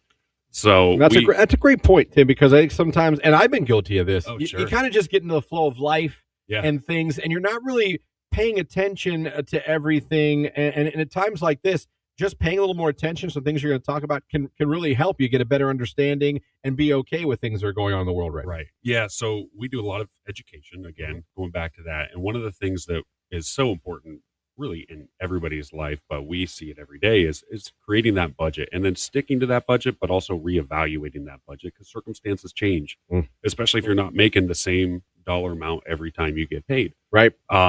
So what we always start the conversation with budgeting in so many people's minds is hey, if I look at a budget, then I can't do what I want to do. What we say is budgeting's not that. It's actually the exact opposite. Instead of wondering where your money went, it's knowing where your money's going to go. So we like to encourage people to just be conscientious of your budget. It doesn't mean you have to sit down and budget every penny that you have coming in with every penny that you have going out. But it's knowing that on average, I spend $500 a month on groceries and $200 on gas. Yeah. So I know I need to keep $700 a month for those two things, or whatever your numbers are. But there's also a lot more. Everything now is subscription based, right? You got your Netflix, you got your Hulu, you got music, you've got everything. Anybody at this point in the market is trying to get you hooked onto something where you're spending monthly subscription dollars with them. And so many times we do use those things, but so many times we sign up for something and maybe don't read all the fine print and realize that, hey, if I sign up for this free trial and I don't like it, I've got to go in and cancel that. It's not going to just expire when the trial is over. And a lot of times they have promo deals, and after a while, that price could almost double on certain things. And like the Netflixes and the Disney Pluses that you mentioned, how many times you get that email once a year? Your bill's going up by $5. And you don't think about it, but every year it's going up, $5 or so. That starts, you don't necessarily, that doesn't hit your radar. Right. Yeah, you're right. $5 this year is okay. I can stomach that. But it actually went up $10 over the last 2 years. So now it's $15 from where you started, and 15 times 12. I don't know what the quick math is there, but it's at least $150, $200 a year. Yeah. And that's then do that across, you do that across 10, 12 subscriptions. And all of a sudden you're paying a lot more now than you were, 2-3 years ago when you started that. Cutting the cable or cutting the cord for cable and stuff was such a huge thing 5, 6, 7 years ago. And now all of these subscription things are costing you more than what cable did. I was just going to say, we all thought we were going to save money, and and then it turns out, no, we're not. Right. They all branched off to their own thing. And and you got to make sure you have the high-speed internet that can handle all these devices that you're doing. So being conscientious about the money you've got coming in and the money you got going out. Certainly there's needs and there's necessities you got to spend, but what are you spending on the wants? And so that's something we always try to encourage members to be mindful of, really anybody. Because the last thing you want to do is have your debit card start having overdraft fees that then cost you $20, $25 more every time. You don't have I've done that in my life earlier, but So, I've done that in my life. 35 fee every time you do, and then you're like, and you're like, oh, that on top of that. Oh, okay, And all of a sudden that $5-6 coffee now costs you $35, $40. And it's just not ideal. So we want to be mindful of stuff like that, but we also just like to encourage people to take 15-20 minutes a month to look at your debit card statements or your checking account statements or your credit card statements. Just know what you have going in and know what you have going out. It'll save you a lot of headache in the long run. So that kind of leads into some of the next stuff that we want to talk about. It's one thing to be mindful of what you're spending. It's also another thing to be mindful of the products and services that you use from a bank or a credit union. Are you paying annual fees on your credit card? Are you paying monthly fees to have a checking account if you don't have $2,000 in there or make 25 debit card transactions a month? Those types of fees add up quickly. Yes, they do. And you don't have to use products like that. There's stuff that we have at the credit union. We have credit cards that have no annual fees. We have checking accounts with a free debit card that has rewards that you can earn on that debit card for all your purchases. And there's no monthly minimums. There's no account maintenance fees. It's still truly that free checking account. Now, that's not to say we don't have overdraft fees, because if you don't use your stuff responsibly, then you do have. Yeah, there has to be. But as far as needing an account, everybody needs an account at this point. You don't need to pay extra to have that account. Most financial institutions make money in other ways because you have that account. You shouldn't be charged a monthly fee just to keep your money at a financial institution. So that's something that we do that is kind of that old school banking. A lot of people have kind of moved into, if you're not doing this, this, and this with us, then we're going to charge you. We really aren't that way at CSE Federal Credit Union. And another thing is, when you get loans, are you paying application fees? Are you paying processing fees? all of those types of things add up. If you Yes, think they you're do. getting a $10,000 or $20,000 loan, well, if there's that application and processing fee, that 20,000 might actually be 18,000 that you get, and then you pay 1,500 just to get that loan. Right. Now, I'm just using round numbers at No, this yeah. point, but it makes sense. These are some of the things that CSE can do for you and do without. You can all those eliminate a fees. lot of those extra fees, those extra things that banks are very typical to charge, and those don't happen with CSE. Yeah, they don't. And right now, we've actually got a great car loan special going on. It's not even a special. This is actually just our as low as rate. Mm-hmm. So we currently are offering new and used car loans up to 72 months for as low as 3.99%. Ooh. So I got curious yesterday and I was Googling, what are some of the average rates right now? Average car loan rates for new car loans right now in the market is about 6.9%. And the average car loan average loan for a used car right now is 10.5% to 11%. We have refinanced so many people's cars who have really good credit, but they're paying 8, 9, 10% on these cars, and we'll finance them down to 3.99. That's awesome. Now, not everybody qualifies for that. That there are certain parameters and metrics, your loan amount or your credit score, those types of things certainly impact that.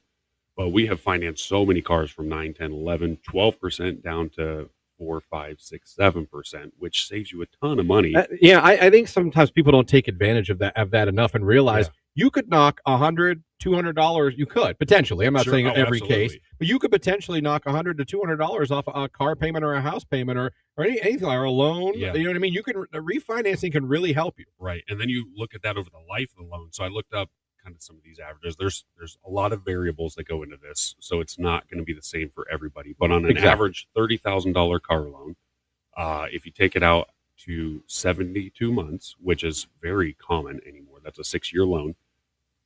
A 1% difference in your rate over the life of that loan would be the difference of, I think it was $1,000 or $900 in interest per $1,000 that you have on that loan. So when you look at numbers and you crunch numbers, and there's tools out there on our website, or just Google some stuff and look at car loan calculators or loan calculators to see how much you can save if you refinance a car from 7-8% to 4-5%. Same terms, same dollar amount, all that stuff. Right. And it'll give you an idea of, I can save $25 a month, which maybe isn't a huge deal, but that pays for some of those subscriptions. Certainly does. And then you multiply that times 60 months. That's a pretty significant savings to drive the same car, the same place, the same way that you would anyway. Absolutely. So again, another trick to just kind of have a money mindset that is going to save you in the long run and make your money go further. Yeah, that's awesome. Like I said, I really think more people need to. I think sometimes they don't understand how it works, or they think, oh, well, I'm going to be, this is going to basically, I'll be paying for this car forever now, and I'm going to, but you don't realize, like you just said, take $100 off a bill times the that's going to add up, and that money, like you said, subscription fees, other bills you might have, other things you might have, and so I believe, I'm a firm believer in that, and I think people need to do more research into refinancing, because like I said, 3.9 down from the average 6 point, you say 6? It was 6.9 for a new car. You could go from 6.9 down to 3.9. Absolutely, that's significant. Right, it really is. Yeah. So especially if you've just recently gotten that loan. Now if you're really close to paying it off, then maybe it doesn't make sense for you to do that. But if you've got 4 or 5 more years to pay on a car, anything you can save over the life of that helps you pay for those gas prices that still just won't come down. No, they won't. So yeah, and on top of the 3.99%, we also have pretty much a meter beat. Like if we can't get you to our lowest rate, if you're paying 9% and we can refinance your car from another lender, we're going to take at least 2% off of that rate with a refinance component with that same loan. And again, the great thing about everyone at CSE, they want to educate. So, if you are interested and you want to call and talk to them or reach out to them, they'll explain everything to you in a way that you can understand, and everything is so transparent. That is the goal. And our goals try to make it as easy as possible too. Right. We still have people that look at all these loans, so it's not like you just get put into some computer system. And it says, well, these numbers don't align with what we're trying to accomplish here, so it's a yes or a no based off of a computer algorithm. We still have people that look at all this stuff and we listen to you. You know, how are you in this situation, or why did this happen? Again, we can't help everyone, unfortunately. We still have to be responsible with our lending, but we have very consumer friendly terms and underwriting guidelines that allows us to make personal decisions because we're all here locally and we don't have to worry about shareholder wealth and all this stuff that you have with banks. Yeah, you're trying to help the local guys here listening to this radio station right now or watching right now on social media. Exactly. And finally, definitely, I was not excited, but when to talk about fraud today, it was interesting because I with AI and everything, and with these scammers out there, I got to tell you, I feel like fraud is an ever changing, ever evolving, and they are very sneaky and coming up with new ways to try to trick people, try to spam people. I mentioned my mother, like I said, 76, still doing great, doing absolutely awesome. But I know for a fact through text, through email, people, unfortunately, when you're older, you're targeted. Sure. Everyone's targeted. Everybody's targeted. I get it. The stereotype was that it was, that 60 plus crowd. They're going to be vulnerable in different ways, which is true. They are vulnerable in different ways, but they're getting smarter. 18 and 22-year-olds just as vulnerable. Don't really know better. Yeah. Fortunately, I think we're starting to get to this point where people are skeptical a lot more, which I think people are always naturally skeptical. Yeah. But to your point, AI can be such a great tool when used right. And I love AI. I use it all the time. I'm not going to lie. But there are so many people out there that are just bad apples. And they use AI just as much, probably even more than the average consumer, to make this stuff look so seamless, so legitimate, so cool.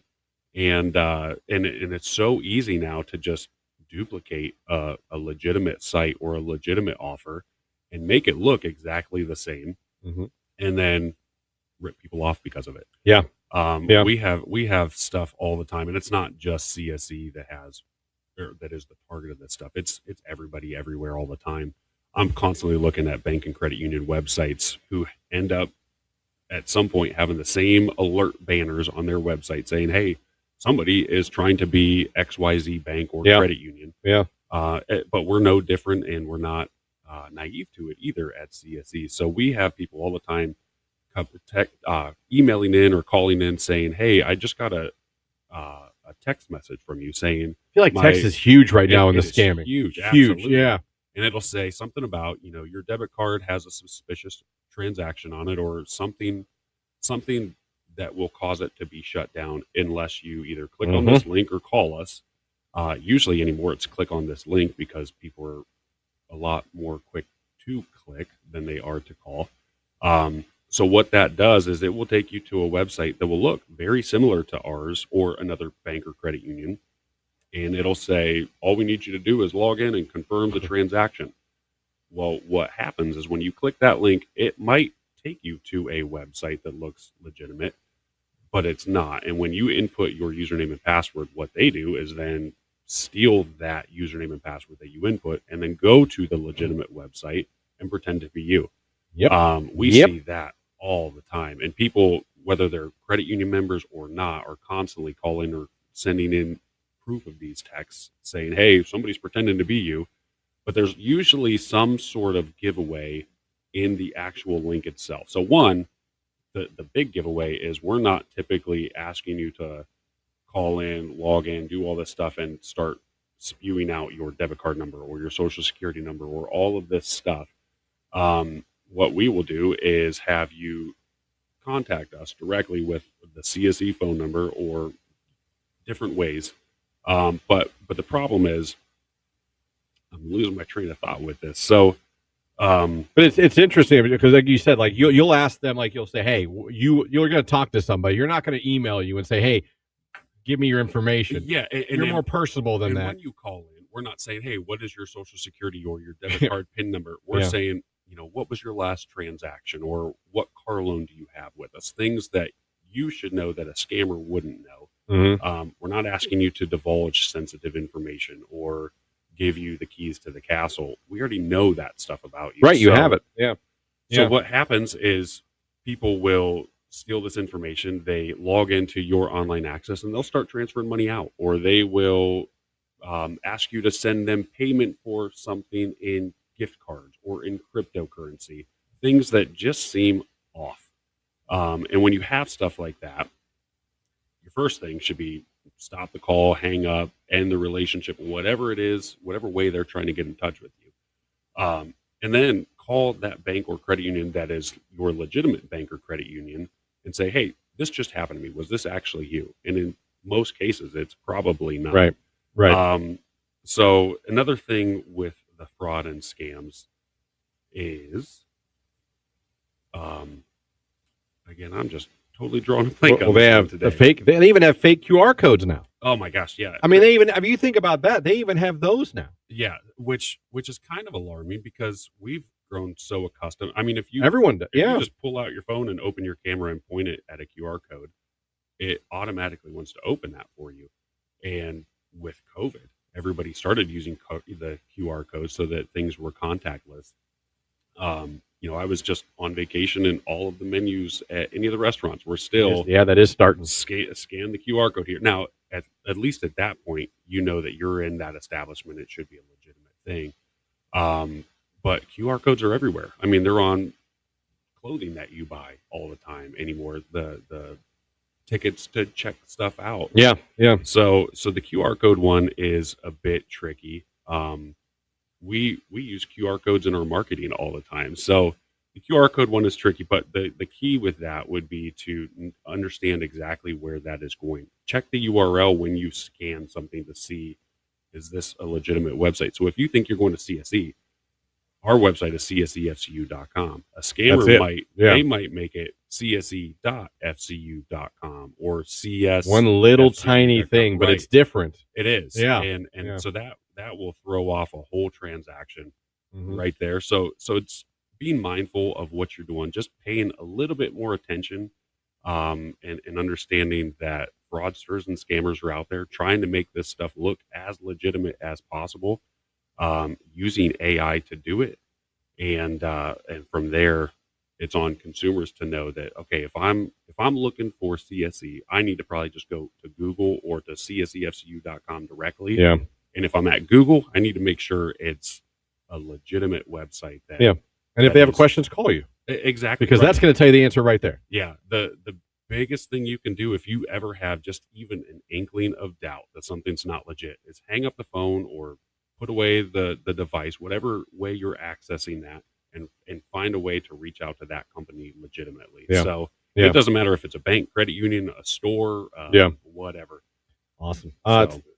Tim, great conversation as always. And again, if anyone out there listening, Tim, is interested in getting more information with CSE Federal Credit Union, wants to see about whether it be refinancing or just starting to bank with you guys, looking for some education on financing, how can they reach out to you guys? What can they do? Yeah, best way to get in touch with us is either by website. So here's the legitimate CSE website, csefcu.com, or reach us by phone at 330-452-9801, or just stop by one of our offices. We got 4 around the Canton area, and we'd love to see you, talk to you, however that may be.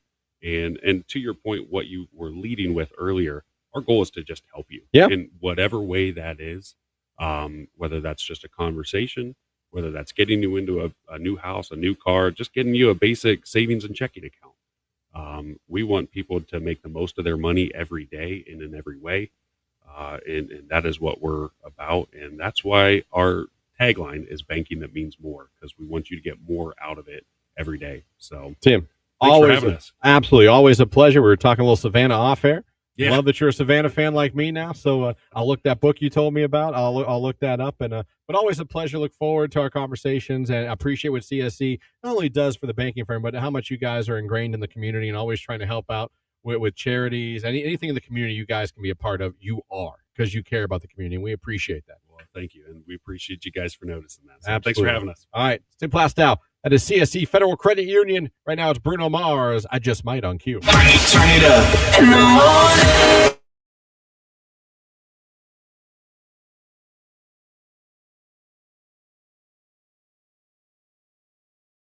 Fun fact, you can buy day-old bread at Jimmy John's for sandwiches for like 75 cents. Are you serious? Yeah, they'll give you the... I like their bread. I love their bread. Mm-hmm. I'll do that, put it in the freezer. Yeah. And then when I want like to make a nice sub sandwich, I got their bread, just boom. Nice. Yeah, day olds under $1. Okay, don't be afraid because I've done that. I've gone to Giant Eagle, gotten lunch meat, and then I'll go to Jimmy John's. Like, can I have like 3 day olds? And they'll be like, sure, that'll be $2.50. I'm like, sweet. Nice. Life hacks with Christian. You're welcome. There's a huge one for you. That'll change your life. But anyway, but somebody didn't even know they sold day olds. You got to say day olds. You got any day olds? Sometimes they don't. Well, I mean, now you just told the world. Yeah. It might be less and less. I'm a fan of Jimmy John's. I am too, but I like Jersey Mike's. Oh, I don't hate Jersey Mike's in any way, but I gotta tell you, I when I went, and I've gone a couple times, didn't hate it. Mm-hmm. Slightly disappointed. Really? It was very much hyped. It was very much hyped to me. But I am still loyal to Subway. Oh, we just had it for dinner last night. I still think Subway's incredible. I love Subway. People, I feel there for a while, my kids were like, dude, I get, well, it's not a very exotic sub, but I get the steak on wheat toasted with mayo. That's usually followed by, that's it? Yes. That's all I want. Steak, bread, mayo, toast it, put it in a bag. I'll take a bag of Lay's Classics, and I'm out the door. Sounds delicious. With a Dr. Pepper, and I scarf that baby. Mmm. Spicy Italian. That's an Old Faithful there, isn't it? Oh, yeah. That's one of their, like, with the vinegar and oil, salt and pepper, and then you got to do lettuce, onion, banana peppers, pickles, olives. I mean, green peppers. Just put it all on there. Isn't that one of their OGs? Mm-hmm. Yeah. When you said that, even though I don't get it, and I when definitely heard remember of it. when they changed their menu, they removed it, they brought it back. So many people complained. Sometimes, sometimes. Mm-hmm. So yeah, there's great sub places out there. I'm old enough to remember Quiznos. Yeah, I remember Quiznos. But it wasn't that long ago. He just disappeared. I mean, they just all went away, and I think the universe wants us to forget it ever existed. Yeah. Like, no, I remember Quiznos. I'm like, I don't know where you guys went. I don't know what happened to you, but I remember you. Because wasn't their thing like we're hot sandwiches? That was their big thing. We're hot subs. They were.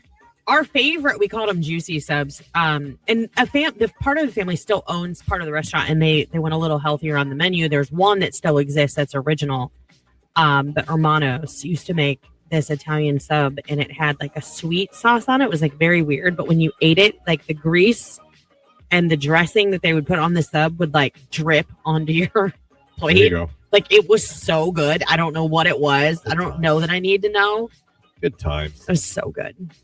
So would you say your favorite sub place right now is Jersey Mike's? You're going to Lauren's Power Rankings. Is it number one? Yeah. No wrong. Their sub club is so good with the bacon. Their bacon's nice and crispy.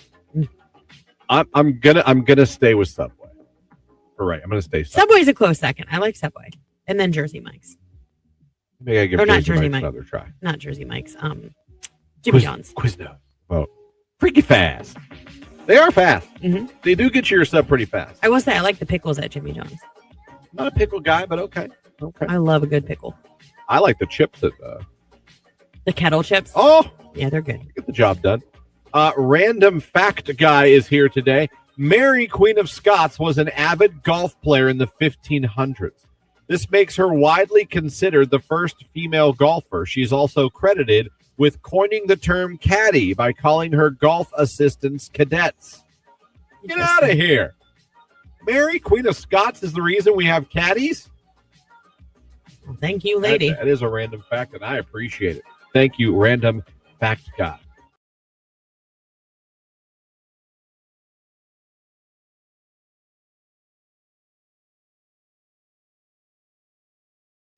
Who doesn't like clean water and world peace? Right? That's a hell of a combo. It's a perfect world. Almost as good as a Whopper. With McDonald's fries. With McDonald's fries. The ultimate combo. If you've never done it, I'm telling you, people, do it once in your life. It'll change everything.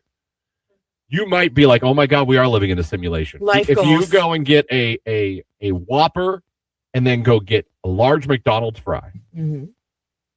I know it sounds like Romeo and Juliet stuff, like, the Montagues. It just sounds super gluttonous because you're hitting up 2 fast food joints. But really, what's the difference if you get an onion ring at Burger King with your Whopper? I'm just telling you, those two together. Probably worse. A tear might fall from your face as you eat them. Maybe. A tear might fall. And not a sad tear. A tear like of enlightenment. You know what I mean? Mm-hmm. Like, have you seen God? Close. Close. Like, I wonder if in heaven they hand you one of each. Welcome. Really, I don't know. I mean, I like a Whopper. Oh, Lord. Welcome, my son. And then the aliens are all like, we want one, following you around. Why are there aliens in heaven? I am the Lord. Lord, what do I get for getting here? I'm glad you asked. That is a Whopper and a McDonald's fry. That is not a heavenly bed. That is a extraterrestrial life. All right. Now, if you were to walk into heaven snapping your fingers and Jesus gave you a Whopper and a McDonald's fry, and this was playing? Oh, there's a party? And all your relatives and all like your old pets are all just chilling? I can get behind this, right? You're like, hey, guys, how you been? That plane wreck was awful, but look at this now. Oh, my God, Christian. Here I am. Why'd you have to go so dark? Bad enough that we're dead. We don't know that. It might be awesome once we get up there. It could be a party. I know, but then you had to leave everybody down here to go say, hey. They'll be there eventually. I know. Nobody gets out of life alive. No, that is...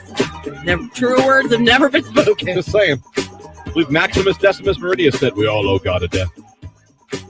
That is true. He was a very smart man. Yeah.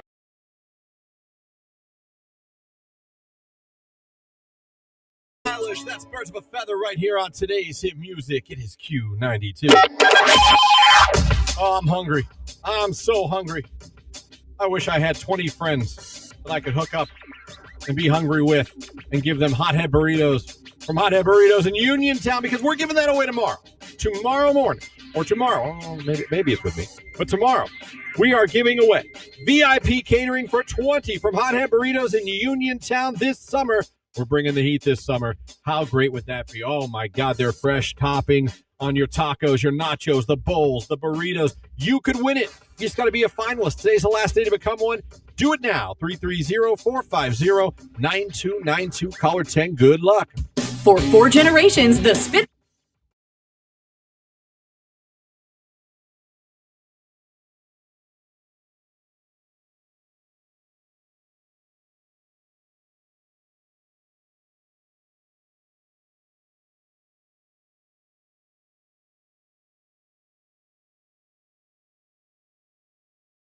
I don't know.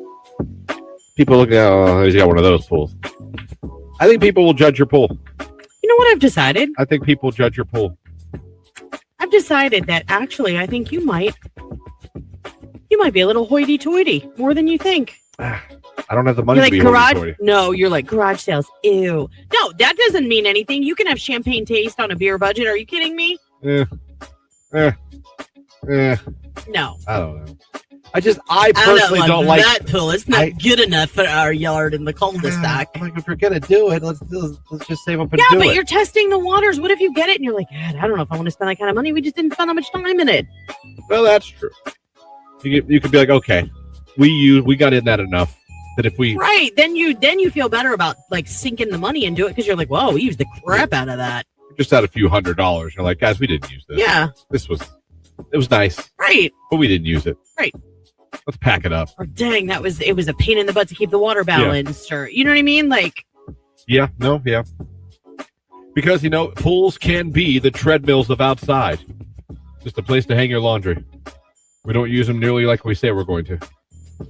You know what I mean? Who's got in that treadmill? What do? We dry our shirts on it. Treadmills for sure. Yeah, it does become a drying rack. It becomes that. Oh, we can dry. Oh, just hanging over there. Those things happen. How many people get their pool? If you're in it all the time, like my brother's family, they live in that damn thing. Yeah. Most people who have like the in-ground pools, or they have like a really big above ground, that's what happens. If it's nice enough out, chances are the pool's open and someone's going in.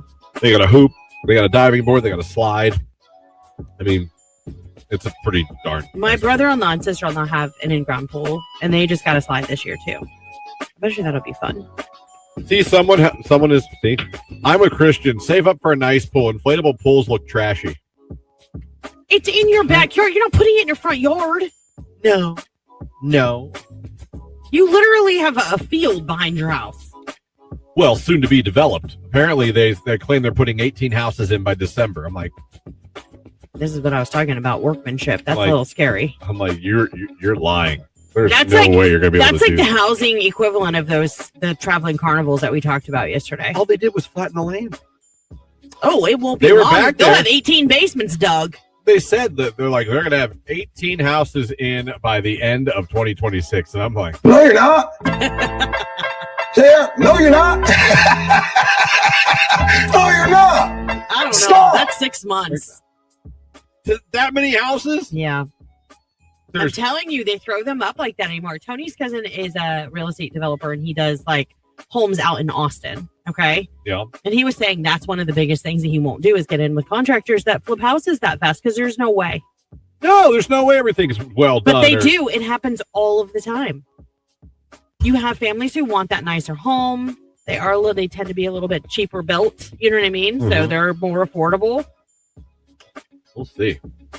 I'm interested because they were working even weekends to flatten it and get it all level, and then last 2 weeks no one's been there. Oh, they're just getting their crew together. No one's been there. They're getting their little 18 home build gang together. I guess but that's a lot of home. I mean, you're wasting the best weather, one of the best weather months of the year right now. How are they wasting it? It's so much easier to do construction in the heat than when the ground's frozen. That's what I'm saying.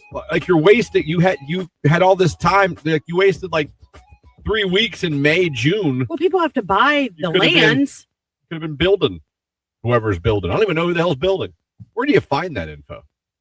Usually it's posted on like the lot cards. Like it'll be like lot number 15, and then it'll say like blah, blah, blah homes. You know what I mean? A lot more. The development's about to grow.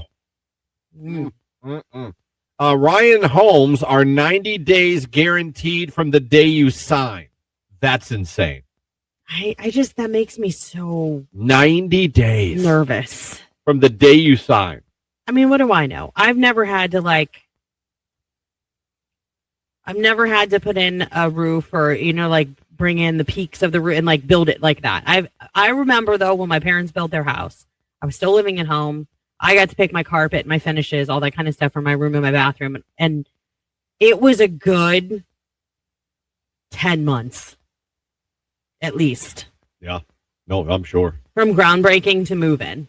It was a long time because we had to go every day to see the progress. We'd walk in, and it was in the dead of winter. My dad would be like, oh, look. Over there. That's pretty crazy. They ran some electrical over there in that bathroom. I'm excited to see if they pull it off. If by the end of the year, if by Christmas time I'm looking out my upstairs window and I'm looking at like 15, 18 new homes behind me. That's impressive. Yeah, you'll eat your words. Like, I'll be darned. And then you will probably be looked down upon with that inflatable pool. Yeah, then those people in the newer houses. They will definitely judge you. Oh, no, there's poor people next to us. Great. They didn't tell us that our lot was in the, bad end of the neighborhood. Plant more trees. I don't want to see poor. Oh, God, it's gross. 7:14, it's Ray. Where's my husband on cue?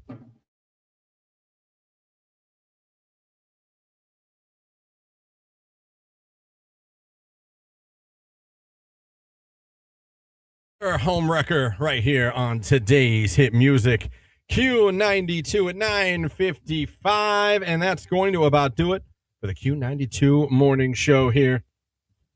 Funny times today. You guys were very, very funny with the interaction today, whether it was the topic about bosses, things that annoy you that your bosses do, whether that be is ghosting okay after one date. You guys were really funny on that one. It was good times, good topics today. Loved it. Oh, man. We gave away the Backstreet Boys fly away to Vegas this morning. How awesome was that? Kristen from Oroville. She was the winner. Christina, I'm sorry, from Oroville was our winner. She was so excited. And I can't wait. I can't wait till August when she gets to fly off to Vegas, see the Backstreet Boys at the Sphere. And I can't wait till you guys get to see the pictures and the videos from that we'll be posting on our social media. Another reason you always want to follow us on our socials, on Facebook, on Instagram, on X, on YouTube. Subscribe to our YouTube channel, everything, because we share these listeners' experiences. We have them send us pictures and videos, and we get to show you these awesome experiences they get to have. And she's going to get to fly to Vegas, go to the Sphere, and see the Backstreet Boys. How amazing is that? As a matter of fact, we've got a winner going tonight up to Cleveland to see Posty and Jelly Roll. Be checking our socials for pictures to that, because we are sending listeners to every big concert all year long. Nobody does it better. Nobody does it more. It's Q92. Ooh, that's a good one. Write that down. I'll be back tomorrow morning. We'll be waking you up at 5:30 till 10 as always. Next time you hear my voice, it'll be Friday. We'll have more prizes, more giveaways for you. It'll be a free advice Friday as well in the 8 o'clock hour. Looking forward to it. Have a great day. Again, thank you, whether you were listening on the radio, listening at our website, or watching on Facebook, YouTube, and X. Thank you, thank you, thank you for making us part of your day.